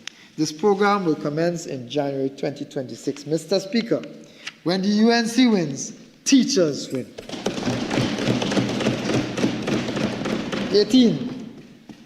The Next Class program aims to create an AI-powered user interface platform that empowers teachers with the resources to enhance their teaching effectiveness and foster a more personalized learning environment. Every teacher will gain access to a single platform hosted by the Ministry of Education, featuring lesson planning, real-time student tracking, automated grading support, and professional development tools. This government will invest $4.64 million into this program. This program will commence in January 2026. Mr. Speaker, when the UNC wins, students win.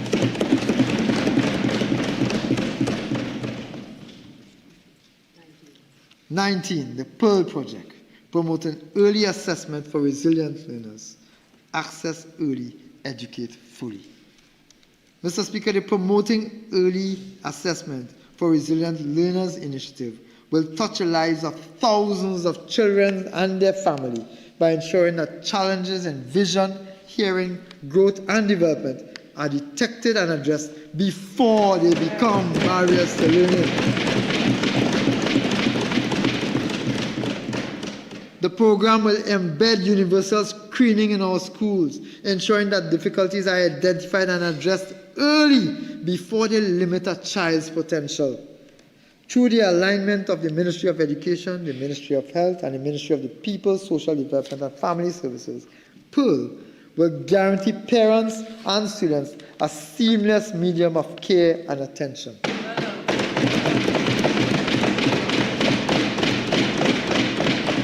This government will allocate $7.89 million to this program, which will commence in January 2026. Mr. Speaker, when the UNC wins, children with learning disabilities win.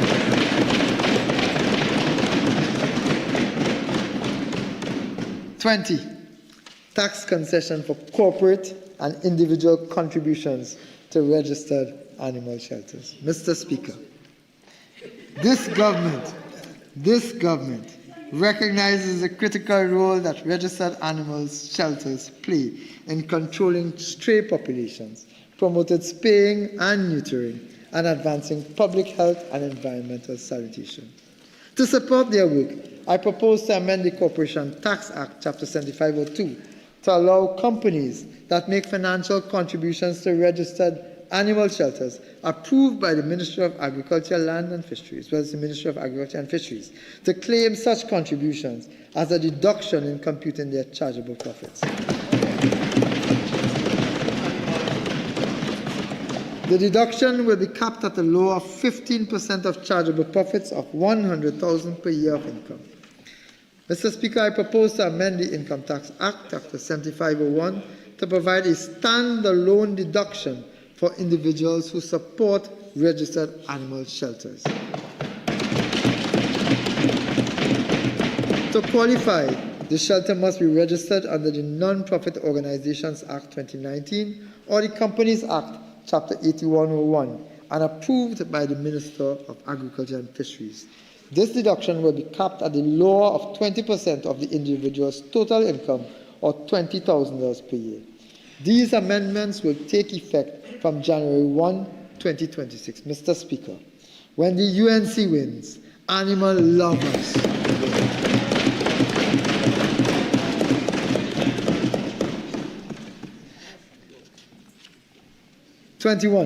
Agricultural incentives.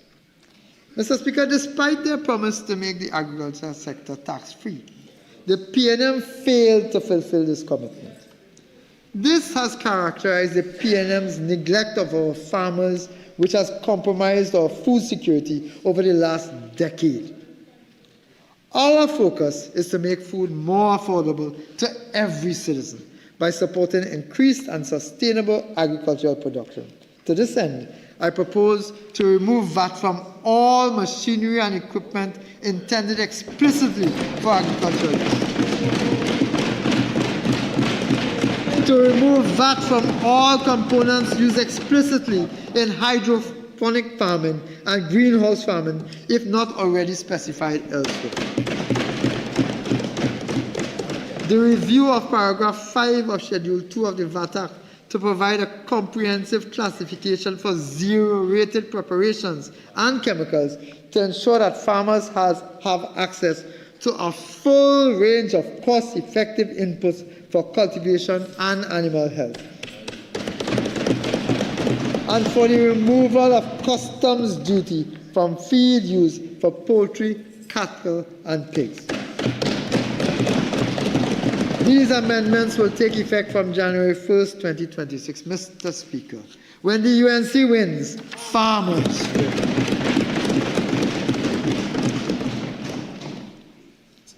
Yeah.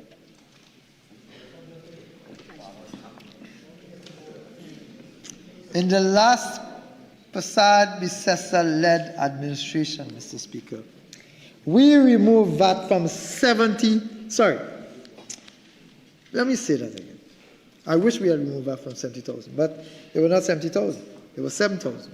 In the last Prasad-Bissessar-led administration, Mr. Speaker, we removed VAT from 7,000 food items. A bold step back then. As soon as the PNM assumed office, they introduced VAT on these basic food items.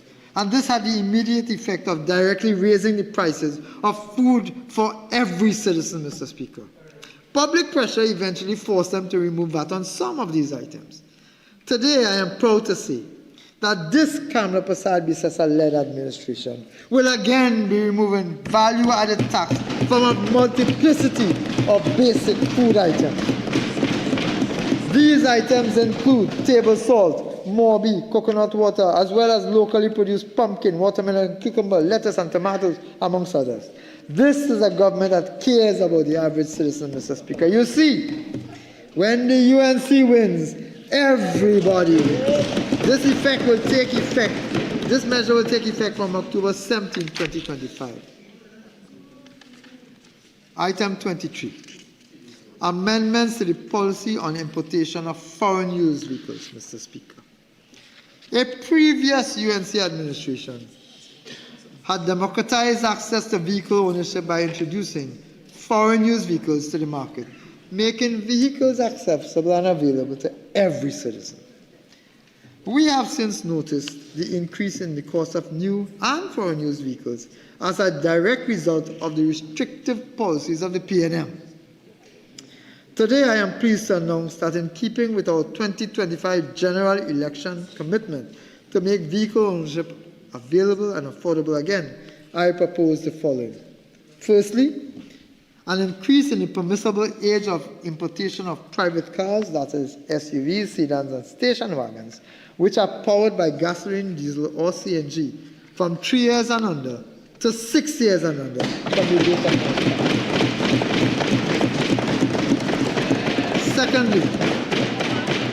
Secondly, an increase in the permissible age of importation of light commercial vehicles, that is pickups and panel vans, from 7 years and under to 10 years and under from the date of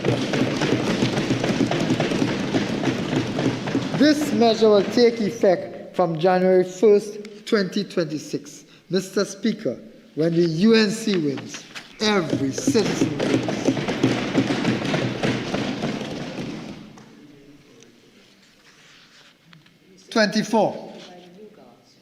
Removal of tax on private pensions. In keeping with the government's promise during the 2025 election campaign, I propose that private pensions be now exempted from income tax. This amendment will take effect from January 1st, 2026. Mr. Speaker, when the UNC wins, retirees win.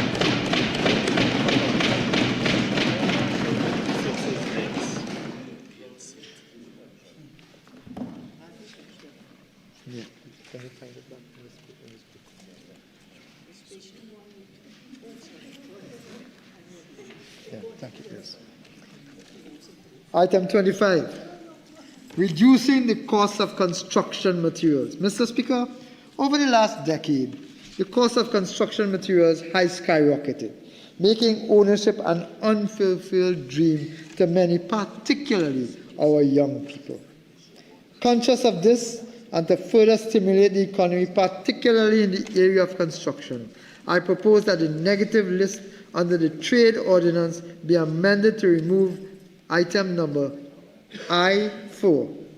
Clays, crushed limestone, boulders, sand, gravel, plastering sand, porcelainite, agalite, oil sand.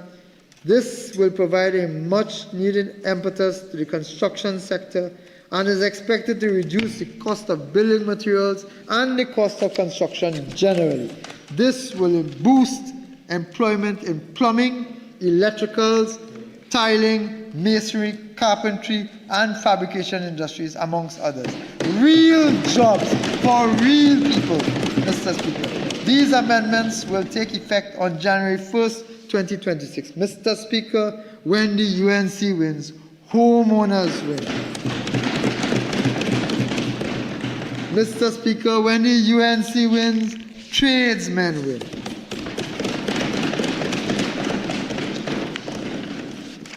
Mr. Speaker, the last measure, which bears repeating. Item 26.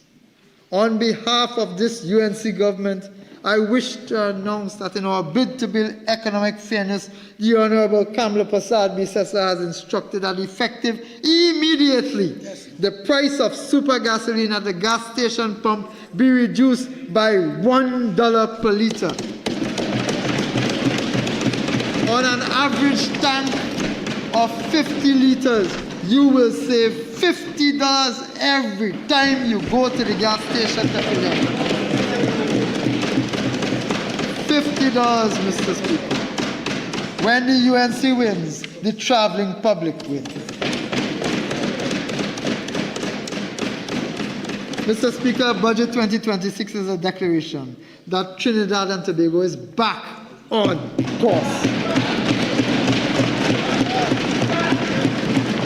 In the words of Khalil Gibran, true progress is not in enhancing what is, but in advancing what should be. This budget is more than an accounting of revenues and expenditures, plans and policies. It represents a shift towards fairness, For far too long, the government's fiscal policy has been seen as a technical exercise. Today, we redefine it as a human one. Every dollar we spend, every measure we take must be guided by a single principle, putting the people of Trinidad and Tobago first. In this fiscal year, we are taking deliberate steps to realign national priorities, to put our great nation first, and to build economic fairness through accountable fiscal policies. This is the beginning of a new era built on trust, fairness, and people-centered governance, where growth is measured not only by GDP, but by the strength of our communities and the hope we inspire in every home across this nation.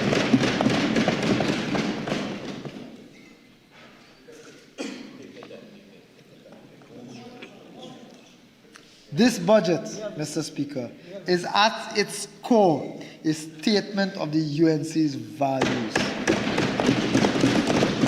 It reflects our belief that economic policy must begin and end with people, real men and women struggling each day to build better lives for themselves and their families. Our task, therefore, is not just to balance the nation's finances. Our task is not just to balance the nation's finances, but to restore balance to our society, to ensure that opportunity reaches every community, from Cedros to Charlottesville, from Moruga to Carinage, where equal access to the national patrimony is available to every single citizen. The days of promises without performance is over. This UNC government delivers. And as we close this sorry chapter of the last decade and look forward to the future, we cannot paper over, as was done before, the harsh realities that we face. Yes, the road ahead is long, and growth will be tempered in the short term by a decline in the energy sector, a legacy left by a decade of neglect and irresponsible government by those on that side. However, this nation would have noted that this government, under the visionary leadership of Kamala Prasad-Bissessar, refuses to be paralyzed by the legacies of the past and the postmortems of those who rush first to bleat. We have chosen to listen to the people of Trinidad and Tobago. We have chosen a fiscal approach that will not only restore stability, but will lay a foundation for lasting prosperity, ensuring that our nation's future is one of opportunity for every citizen, no matter their background. To every citizen of Trinidad and Tobago, this is not just the government's journey. This is yours as well. Our shared future depends on unity, patience, and collective effort. Let us move together with courage, with hope, and with the firm conviction that we will rebuild a stronger, fairer, and more prosperous Trinidad and Tobago. Mr. Speaker, as this this budget demonstrates, when the UNC wins, homeowners win. When the UNC wins, tradesmen win. When the UNC wins, retirees win. When the UNC wins, children win. When the UNC wins, workers and pensioners win. When the UNC wins, farmers win. When the UNC wins, business win. When the UNC wins, manufacturers win. When the UNC wins, public servants win. When the UNC wins, former county workers win. When the UNC wins, women and girls win. When the UNC wins, motorists win. When the UNC wins, children with learning disabilities win. When the UNC wins, animal lovers win. When the UNC wins, young people win. When the UNC wins, the vulnerable wins. Mr. Speaker, when the UNC wins, everybody wins. Mr. Speaker, I beg to move.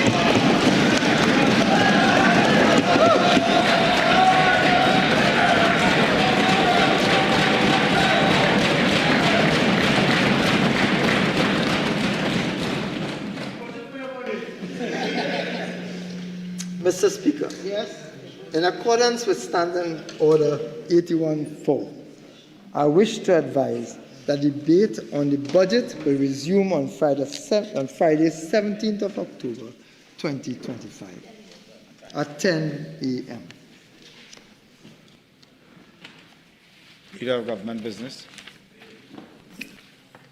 Thank you, Mr. Speaker. Mr. Speaker, on behalf of the government bench and the people of Trinidad and Tobago, I'm certain I want to thank the Honourable Minister of Finance and the Honourable Prime Minister for a phenomenal budget presentation. Mr. Speaker, I beg to move that this House do now adjourn to Friday, October 17, 2025 at 10 a.m. Honourable members, before putting the question on the adjournment, I am to advise that your budget packages are available for collection at the Northern Colonnade Corridor distribution room next to the members' entrance on the Abercrombie Street side of the Red House. Honourable members, the question is that this House do now adjourn to Friday, October 17, 2025 at 10 a.m. All in favour say aye. Aye. Any against? The ayes have it. This House now stands adjourned to Friday, October 17, 2025 at 10 a.m.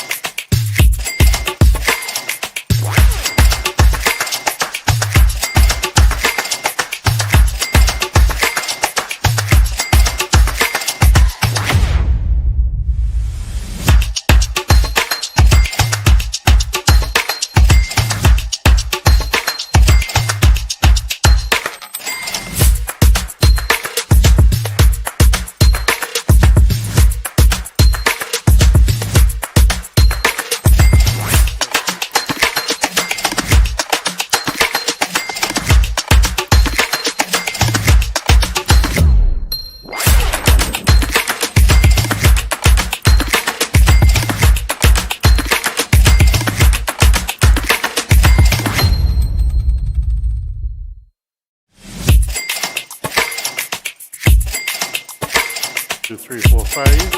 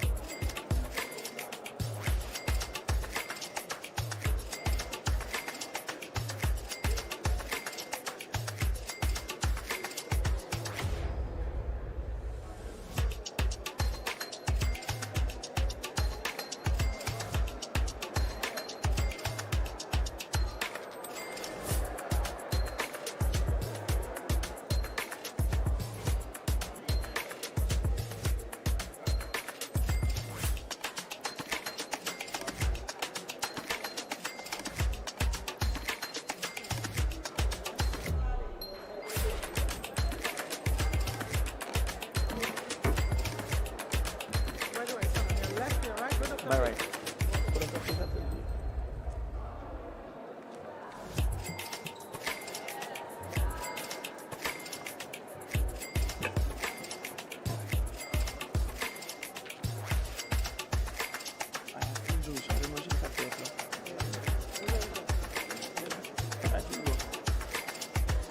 Good afternoon. Can you all hear?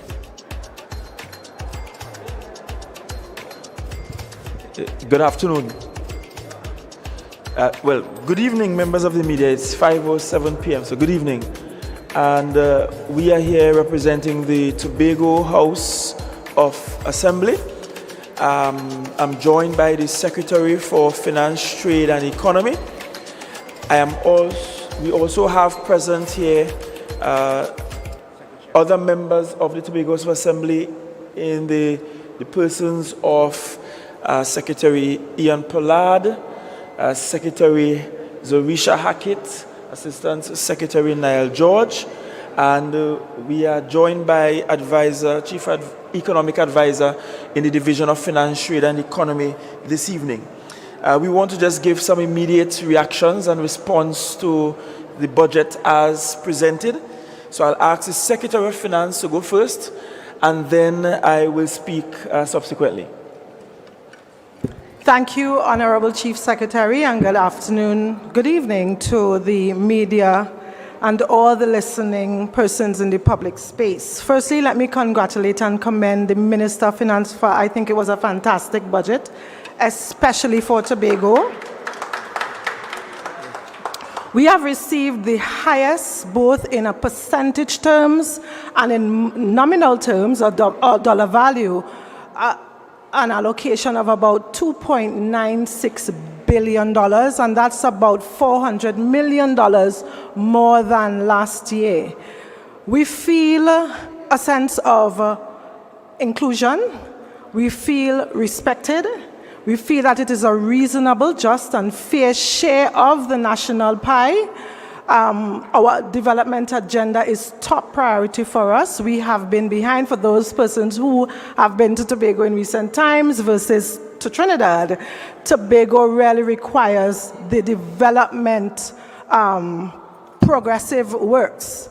And this is where we will begin. So we will go back to Tobago. We'll have a retreat in about the next 1 or 2 weeks. We haven't yet confirmed it. Maybe next week or the week after. Next week we have Tobago Carnival, so we are thinking it may not be that time. But the following week we are going to have a retreat where we will go and reprioritize. I presented a budget in June, and there were 6 priority areas, and those were tourism and the creative sector, agriculture, human capital development, digital transformation, the micro, small, and medium enterprises sector, and infrastructure. And those remain the priorities for the Tobago House of Assembly. We are excited in times like these because now we can actually go back and develop Tobago at a different type of momentum versus the last 20 odd years. So thank you very much for having us here. This presentation for us was exciting. We are quite pleased with what we have been allocated, and we look forward to progressing and building Tobago towards being the greatest little island on the planet. Thank you very much. Thank you very much, Secretary Roberts. Let me add that the Dispute Resolution Commission made a recommendation of 4.03% to 6.9% of the national budget as of 2001. Between 2001 and present, we receive between 4.03% on the bottom end to the highest being 4.37% of the national budget. On average, prior to today, our receipt would have been 4.2%. Today we are at 5%. And let me break that down in simpler terms. It means that for every $100 spent on development in the country, $5 is spent in Tobago. Prior to today, the highest that had ever been was $4.37. And so you can see that what we have been asking for has actually not been a lot in the context of what the national spend on development has been. As a matter of fact, in the budget, the THA budget that was presented in June by Secretary Roberts, the request was for 5.9% of the national budget. So we are just shy of 0.9% of what we requested. And we understand the economic conditions that the country is in. And one of the things I must champion at the lectern today is that we have experienced over the last couple months improved communications with the central government. And that must be commended. The fact that we have a government that is willing to communicate. Even when we disagree, they are willing to hear our voices and to have it impact on national and government policy. More than that, before I take the questions, it is one thing to say that you love me. It's another thing to show me that you love me. And we think that this is a step in the right direction. Of course, there is always room for improvement.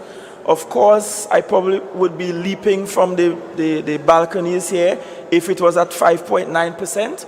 But this is definitely a step in the right direction, a good start, and one that we don't intend to retreat from as we ensure that we live out the true meaning of side by side, as the Prime Minister pointed out in her seminal message on the day she was sworn in as Prime Minister.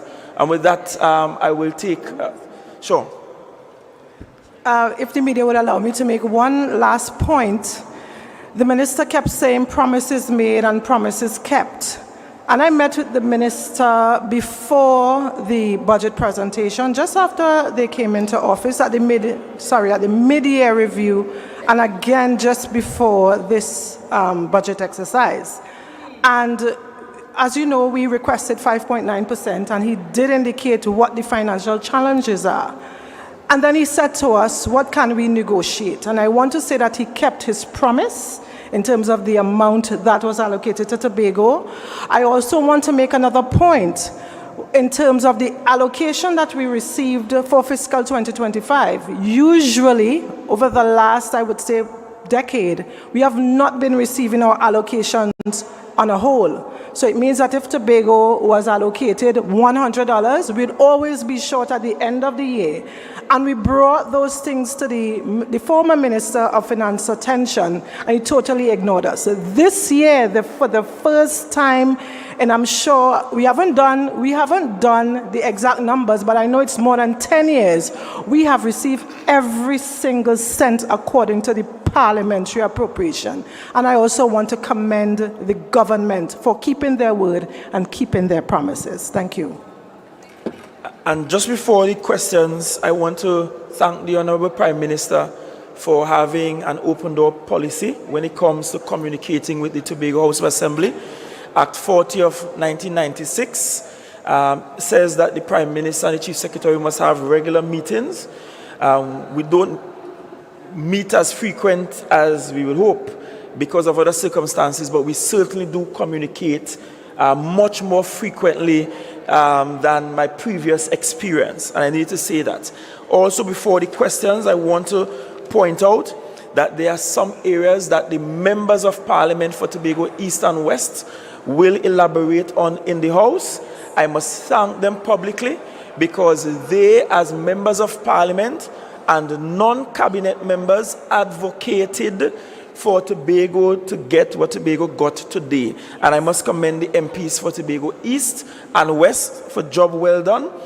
But as the debates roll on, starting on the 17th, the MPs will explore areas such as the A.N.R. Robinson International Airport, Scarborough Secondary School, the Stolly Park Enterprise Limited and the outstanding export license, the land license regime.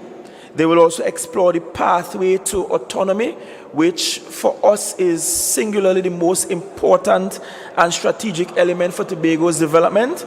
And that pathway includes two key areas, one of which is to ensure that we are fulfilling all aspects of the current legislation, and seeing ways in which we can broaden that, while at the same time or simultaneously consulting with Tobagonians for new and expanded legislation for the Tobago House of Assembly. Our MPs will also discuss matters of coastal protection, and we are currently going through the rudiments with CAF, and that a $100 million program for coastal rehabilitation. Let me be clear here, because I know that there will be mischief makers in this space. Tobago's European CPEP program continues as we have it. In fact, Tobago is quite advanced in its CPEP and URP program. When we came into office in 2021, we restructured, we increased the salaries for CPEP and URP above what is paid here in Trinidad. We provide some additional benefits, such as time off and leave and so on, as we begun to regularize them and create a much more sustainable program for them. We have European workers now who are into extensive farming, helping with the issue of food security on the island. And so Trinidad has almost always had a different European CPEP program to Tobago. In fact, in Tobago, we don't utilize contractors to manage our European CPEP. We pay our European CPEP workers directly, not through any contractual arrangement with anyone. And that's important. Our MPs will also look critically at the MPICTT, which is the government's proposed new platform for all payments that must be made to the government, with a view of underscoring Act 40 of 1996 and the fact that all government revenues for all activity in Tobago should be paid in Tobago and should be retained by the Tobago House of Assembly. They will continue to go through on our behalf the issue of strategic selectivity and what our priority areas are. They will explore what the deficit means, and I am surprised at how low the deficit is, given the amount of goodies the minister dished out. They will look deeper at the Tobago Development Fund and the revolving loan program, the expansion of our healthcare services on the island, and generally the general issues that we have in terms of lowering construction costs and what that means for Tobago.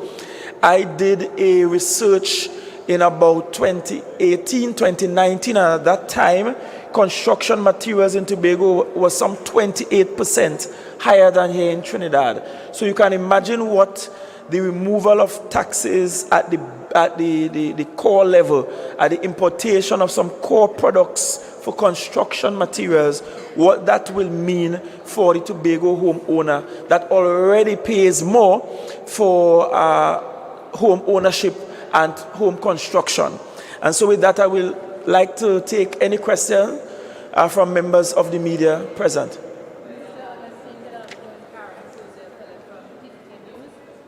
Well, you've said quite a lot. You and your Secretary of Finance have said quite a lot. So my question is, your answer to the critics out there that this allocation to Tobago might be a sweetheart deal, seeing that THA elections, we're on the verge of THA elections come 2026. The truth is, we could have gotten a sweetheart deal in fiscal 2025. We could have gotten a sweetheart deal for fiscal 2024. We could have gotten a sweetheart deal for fiscal 2022, going all the way back for the last 44 years of the Tobago House of Assembly. Unfortunately, for the last 10 years prior, we had a Tobagonian as Prime Minister and we did not get a sweetheart deal. Sometimes it takes a stranger to give you a sweetheart deal. I will accept it in an election year or a non-election year. And whether we got it or not, I am very confident we would have beaten them anyway. So, because we just beat them and we beat them again. So, I am not concerned about the criticisms therein. They had an opportunity to treat Tobago well, and they treated us as the outside picnic. undeserving of the benefits of the family because somehow we are illegitimate. That's how we felt. And I'm happy that the government has changed the policy whereby the consideration is for a side-by-side approach. And let me hasten to say that if at any moment I think the government is doing something that is inimical to the interests of Tobago and Tobagonians, I certainly will speak about it, because that's what family is about. Sometimes in family you have disagreements. So that doesn't mean that we won't have disagreements, or there won't come a time that we will disagree publicly or privately. But as of now, I must commend the government for its approach and be very thankful for the so-called sweetheart deal. Sure? Jewel Green Tobago updates in terms of the allocation. What would you say to those who are saying the 2.9 is what Tobago THA is getting in their hand while the other allocation is coming from the central government? So the 5% plus that y'all are looking at isn't in cash in hand. Well, actually, to the 5% is to the THA. When we consider the spend by other ministries, that goes up to over 6%. All I am considering now, and all we are concerning ourselves now with, is the 5%, because that is what it will be coming directly to the Tobago House of Assembly. For those to be expended by other ministries for works in Tobago, the MPs for Tobago East and West, they will advocate and move on behalf of Tobago. And let me give a quick example. When we did a cursory analysis of how the Ministry of National Security, for example, are spent in Tobago, we have found that in some years, the development, not recurrent expenditure, they will pay the salaries of the police officers and those in the defense force. But the development spend, we have found that in many years, the development spend in Tobago from ministries like the Ministry of National Security was almost nil. And so we will have our MPs advocate to ensure that what ministries have responsibility for in Tobago, that they don't forget those responsibilities. But where the THA is concerned, we were just allocated 5%, and that's what we will concern ourselves with at this time. In terms of the disbursement schedule, is it that you all are going to be disperse this money on a quarterly, because the monthly disbursement is what the problem caused? So could you comment on that? That's an excellent question. Act 40 of 1996 says that the disbursements to the Tobago House of Assembly should be quarterly en bloc in advance, meaning that at the start of every quarter, every fiscal quarter, we should receive a quarter, essentially, of what was allocated. So this 5%, this almost $3 billion, really and truly should just be split into four, and at the start of every quarter, we should receive that. That has not happened in more than 10 years for the Tobago House of Assembly.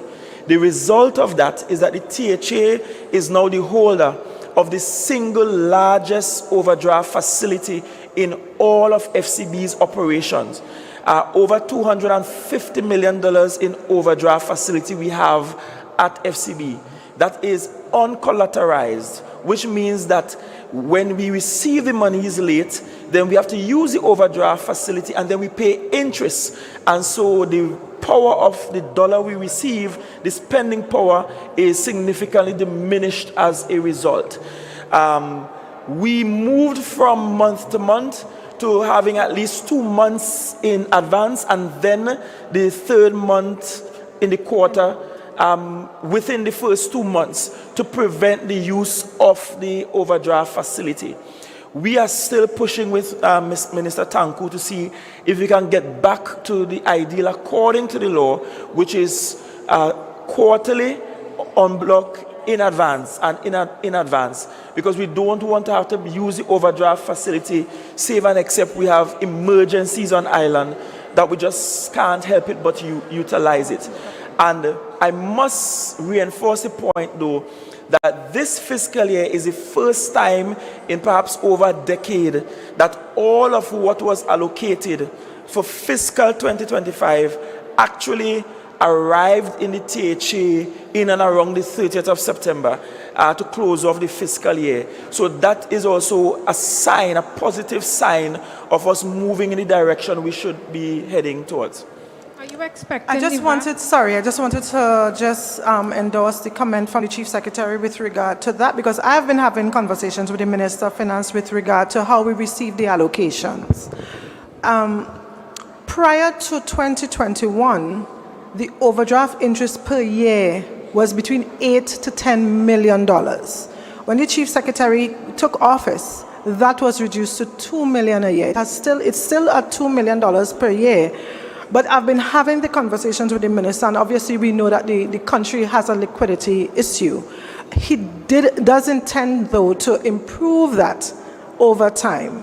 We have already received the paper release, which tells us that the check is coming for October for 2 months. So we already have that, so we intend to see things improve over time.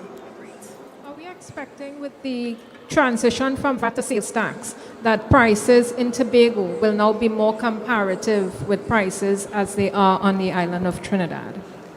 I will hope so. But of course, we will have to depend on entrepreneurs using their conscience and operating with the framework of us treating with humanity.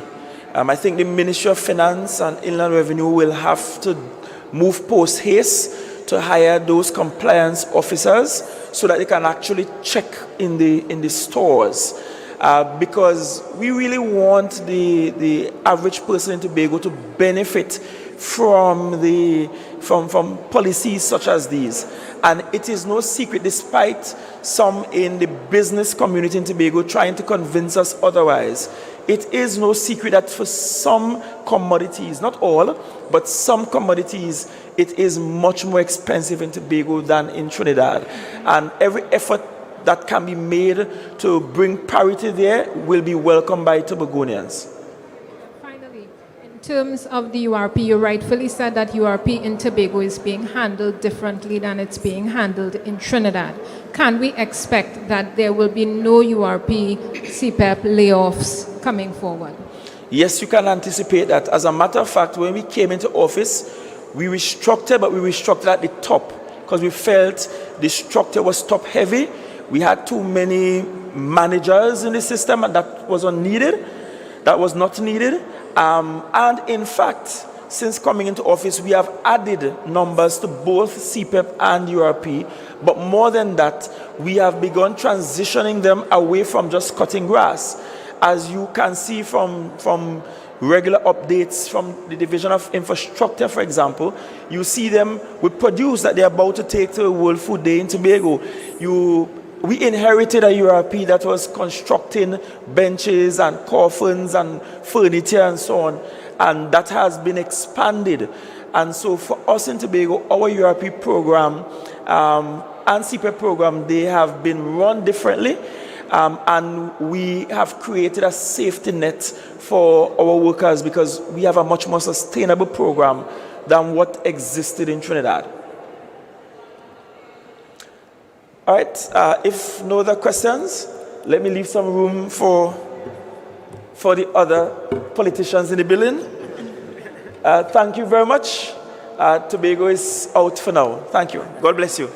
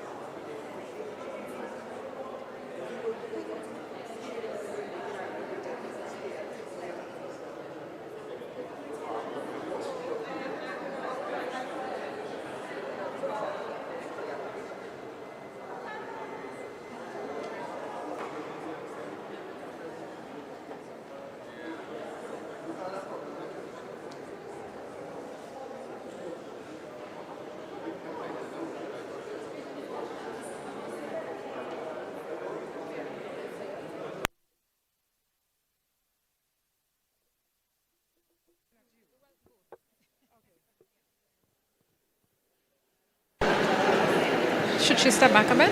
1, 2, 3. Yes. So in terms of the allocation that we're getting, I'm seeing that you're saying this is the highest we've gotten in 44 years. This is a media release that came out on the Chief Secretary's page. How are we going to be using that to really take advantage of what you all are saying is the highest allocation Tobago has ever gotten? Well, right now, I don't know if you're aware, we do have a strategic planning pathway starting in this year, and my budget presentation, it did clearly outline the priorities of the Tobago House of Assembly. So, of course, these are the priority areas, as I did indicate: tourism, agriculture, human capital development, using innovation, digital technologies and digital transformation. We are also looking at the micro, small and medium enterprises in major investments through the Tobago Development Fund. We now have launched the loan guarantee program, infrastructure, and I think those are the 6. So those are the 6 priority areas. It doesn't mean that the other areas would not see any addressing, but we will address those, but those are the priority areas to start.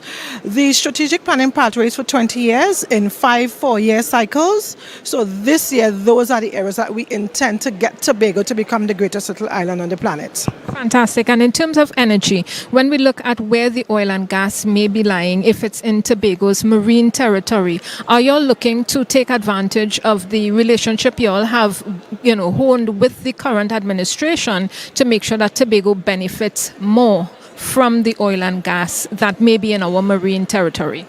That's a fantastic question. Over this past, about 6 months, the relationship with the central government has been very progressive. And I am very optimistic that conversations relating to the share of the reserves and the share of the natural gas and any gas finds, especially where it relates to Tobago's waters, that we will benefit. The conversations we have had have been very cordial. They have actually been taking us or take into consideration. And I do expect that when the Chief Secretary and the Prime Minister speaks on these matters, that we will see some benefits from these finds that we will see in the marine space. Thank you very much. Thank you very much for your time. I've never seen you before.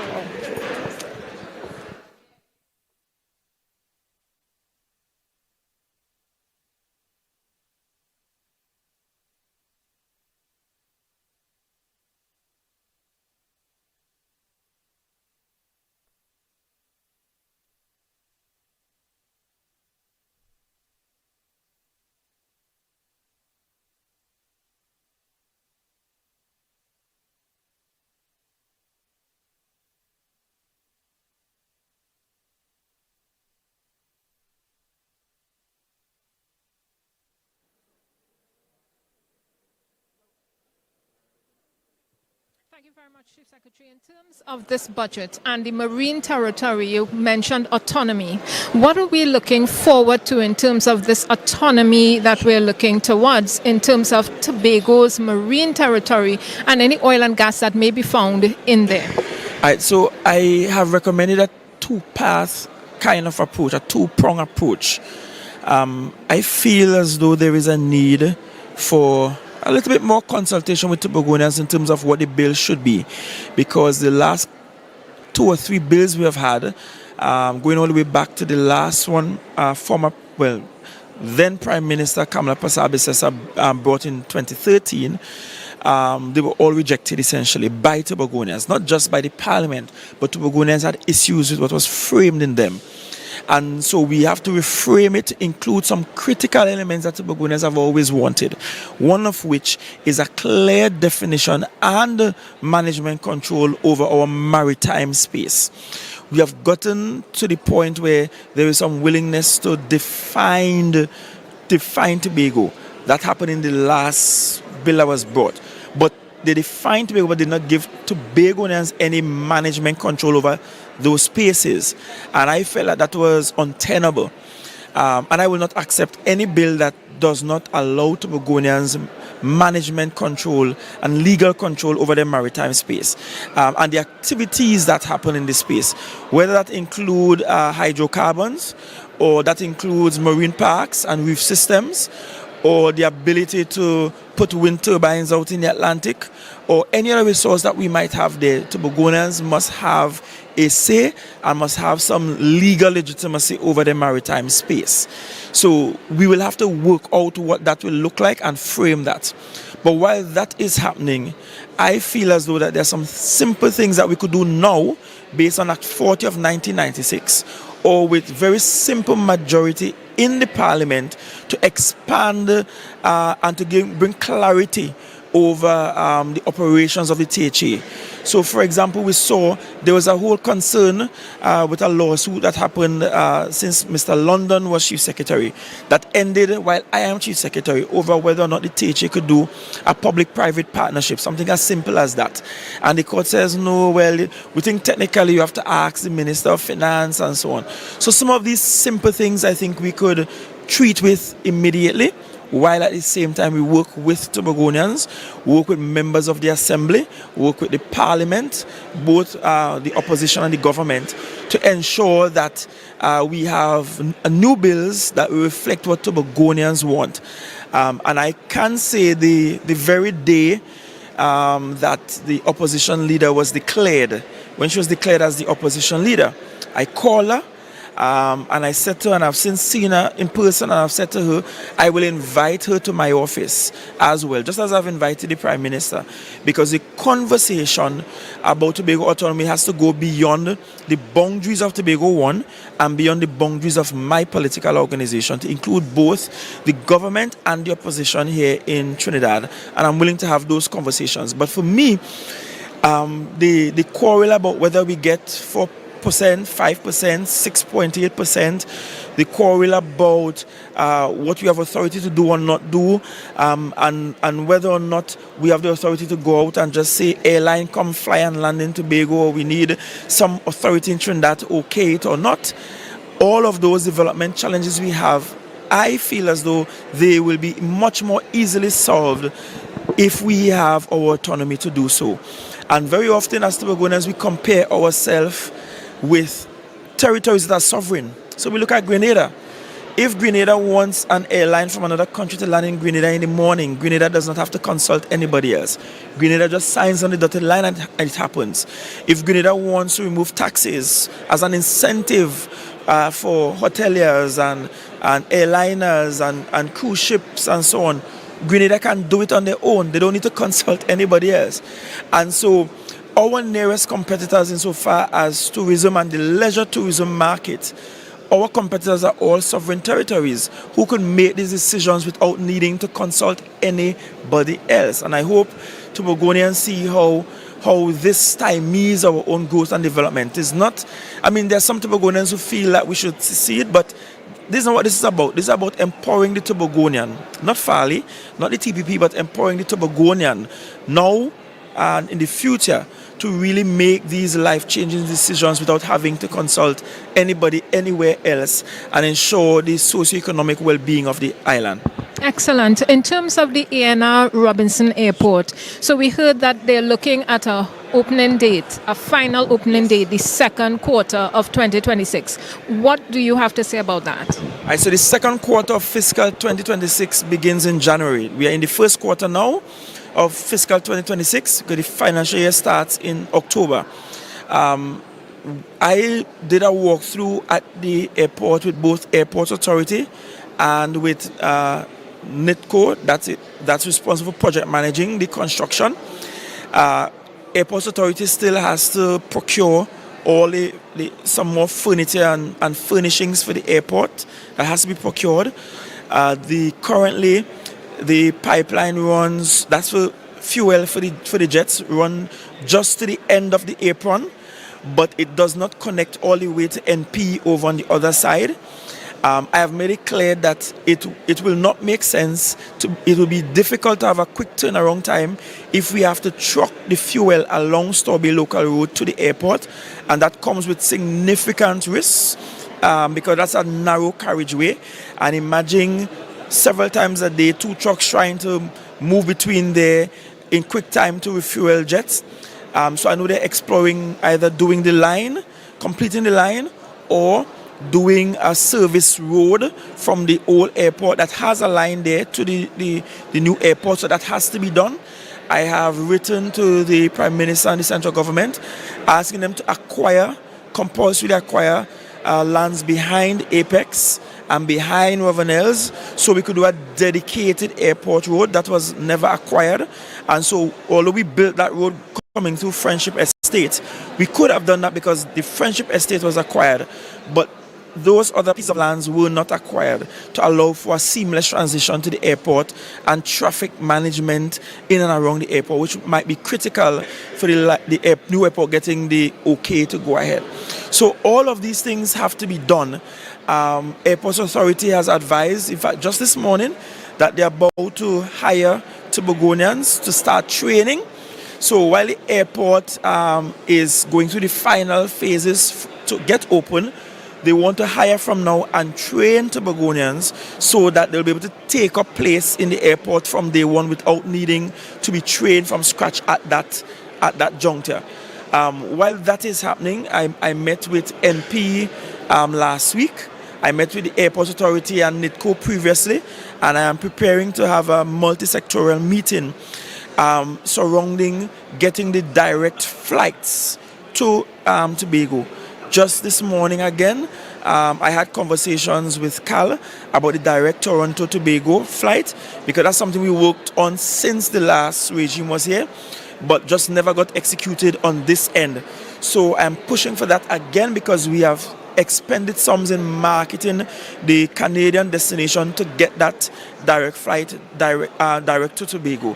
So we have to work on getting the number of flights up, work on the quality of our rooms. So essentially we more or less have 3 months or less if you think of the second quarter of fiscal 2026. That's literally as we come out of Christmas, they're looking at opening the new airport fully. So that looks like a New Year's gift for the people of Tobago. So finally, when we look at the hydrocarbons, and we have, as Trinidad and Tobago, we've signed on to the Paris Agreement. Yes. In terms of Tobago, what is Tobago's part in this hydrocarbon, conversation? I heard the minister talk about solar. Is this something that THA is going to be in their budget discussion with Tobago, looking to make sure that Tobago has a big say in this solar energy that we're talking about, clean energy, green energy? We absolutely have to. As a matter of fact, for all the hydrocarbons in Tobago, they have to be piped to Trinidad to be refined, because we have no refinery on the island in Tobago. And I don't think Tobagonians are advocating for refineries in Tobago. Tobagonians are advocating for a fair share of resources extracted from our maritime space. And we could get that fair share without having to do the refinery and the risks to our environment. Having said that, Trinidad and Tobago has an ambitious goal of 2030 being able to get to that point of net zero. And I think Tobago has to play a critical role in the country getting to that point. Last year, then Minister of Planning, who is now Opposition Leader, Minister Beckles, and I, Beckles-Robinson, and I, we, along with IDB, started the program for blue carbon trade-offs, looking at the mangroves in the Kilgwin area as a start. Because when we did the analysis, we had more blue carbon credits than we have green carbon credits. So we're looking at the carbon trade-offs that we could get and how we could monetize that. Secondly, we have to develop in a way, and no, I'm not saying Tobagonians should remain in some backward place, running up and down barefoot and dancing for strangers with beaten drums, and I mean, that's all fantastic and nice. But yes, we have to develop. We need better roads, we need expanded hospital and healthcare services, better schools, we have to build a new Scarborough Sec. So there is need for some built development on the island. But we want to do it in concert with the environment and do it in a way that we could protect Tobago's ability to market and brand itself as one of the cleanest destinations in the Caribbean region. Fortunately for us, we are perhaps the Caribbean island not yet developed, meaning we have not gone too far. Some territories have massive sprawling hotels at every single coast you go to. And sometimes I travel to these destinations and I say, wait boy, I'm on an island and I can't see the sea because I'm just seeing hotel after hotel after hotel. I don't know that I want that for Tobago, although we do in fact need a 1 or 2 branded hotels on the island and some better quality rooms. But I don't know that we need to take over the entire island with that. One of the reasons why I'm pushing for Tobago to take charge of the land license regime, because right now the decision on who could bill in Tobago is decided by somebody else. That's not autonomy. That should be decided on by Tobagonians. And if it's decided on by Tobagonians, we have the ability to do the spatial planning and determine where we want to put what where. And in so determining that, we could then strategically place things in a way that they don't disrupt our environment while we expand at the same time. So certainly we have a role to play. I would have hoped the government, I would still hope the government will go further in getting the feeding tariffs done. I mean, this is 2025 going to 2026, and you still can't just put solar in your house and then feed it back into the grid.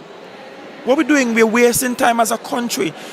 So we need to change some archaic legislation to make that possible, and we need to get to that place fast and encourage Tobagonians, Trinbagonians to utilize alternative sources even at home. If we are able to do that, then TNTech can then reserve the energy it uses to do other things.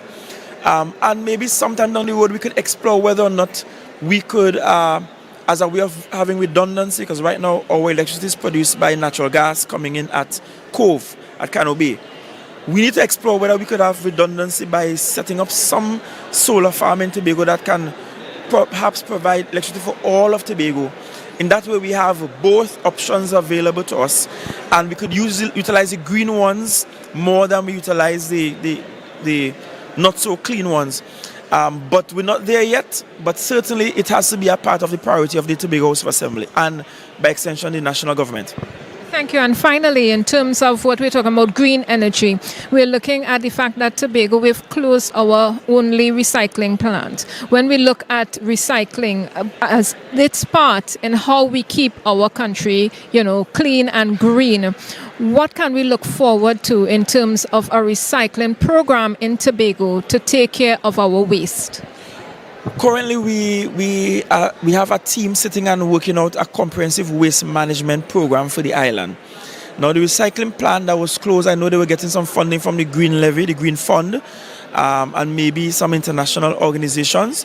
I'm not sure if they're still getting funding to do that or not, because that was not really a THA program. THA more or less just provided a space. But what we need is a comprehensive waste management program. I noted in this budget that tariffs are to come for single-use plastics, which I'm happy for. But I think Tobago could move ahead of the country in abandoning the use of plastic bags, for example, and forcing people to have reusable bags to go to the market and the shops, including our visitors. But we need a comprehensive program where we have residents and visitors sort the garbage, that the garbage is collected differently. That way we could go through all the R's, the reduce, the reuse, recycle sort of initiative. That's one of the areas that we are significantly behind on as well. When we go to other developed jurisdictions, you see that it's everywhere. How they manage the collection of waste. Right now we just collect everything in one, and I don't think that that's sufficient. But you see, when you look at what it costs for us to do that and what we really do get for development spend in a budget, sometimes the priority is between comprehensive waste management and whether I give a community a road, or whether I build a new school, or whether what I put into the school repair program, or whether I give grants. And so that's one of the reasons why we welcome getting to 5%, which is our highest ever intake, because then it frees us up to do some of those other big ticket dream items that I think will augur well for the development of the island. And finally, any spoilers for the budget that is coming for Tobago? Well, we will meet just after the Tobago Carnival to reprioritize based on what we have allocated. Certainly, one of the areas we're looking at is how do we manage payments to contractors that have been outstanding, how we manage those.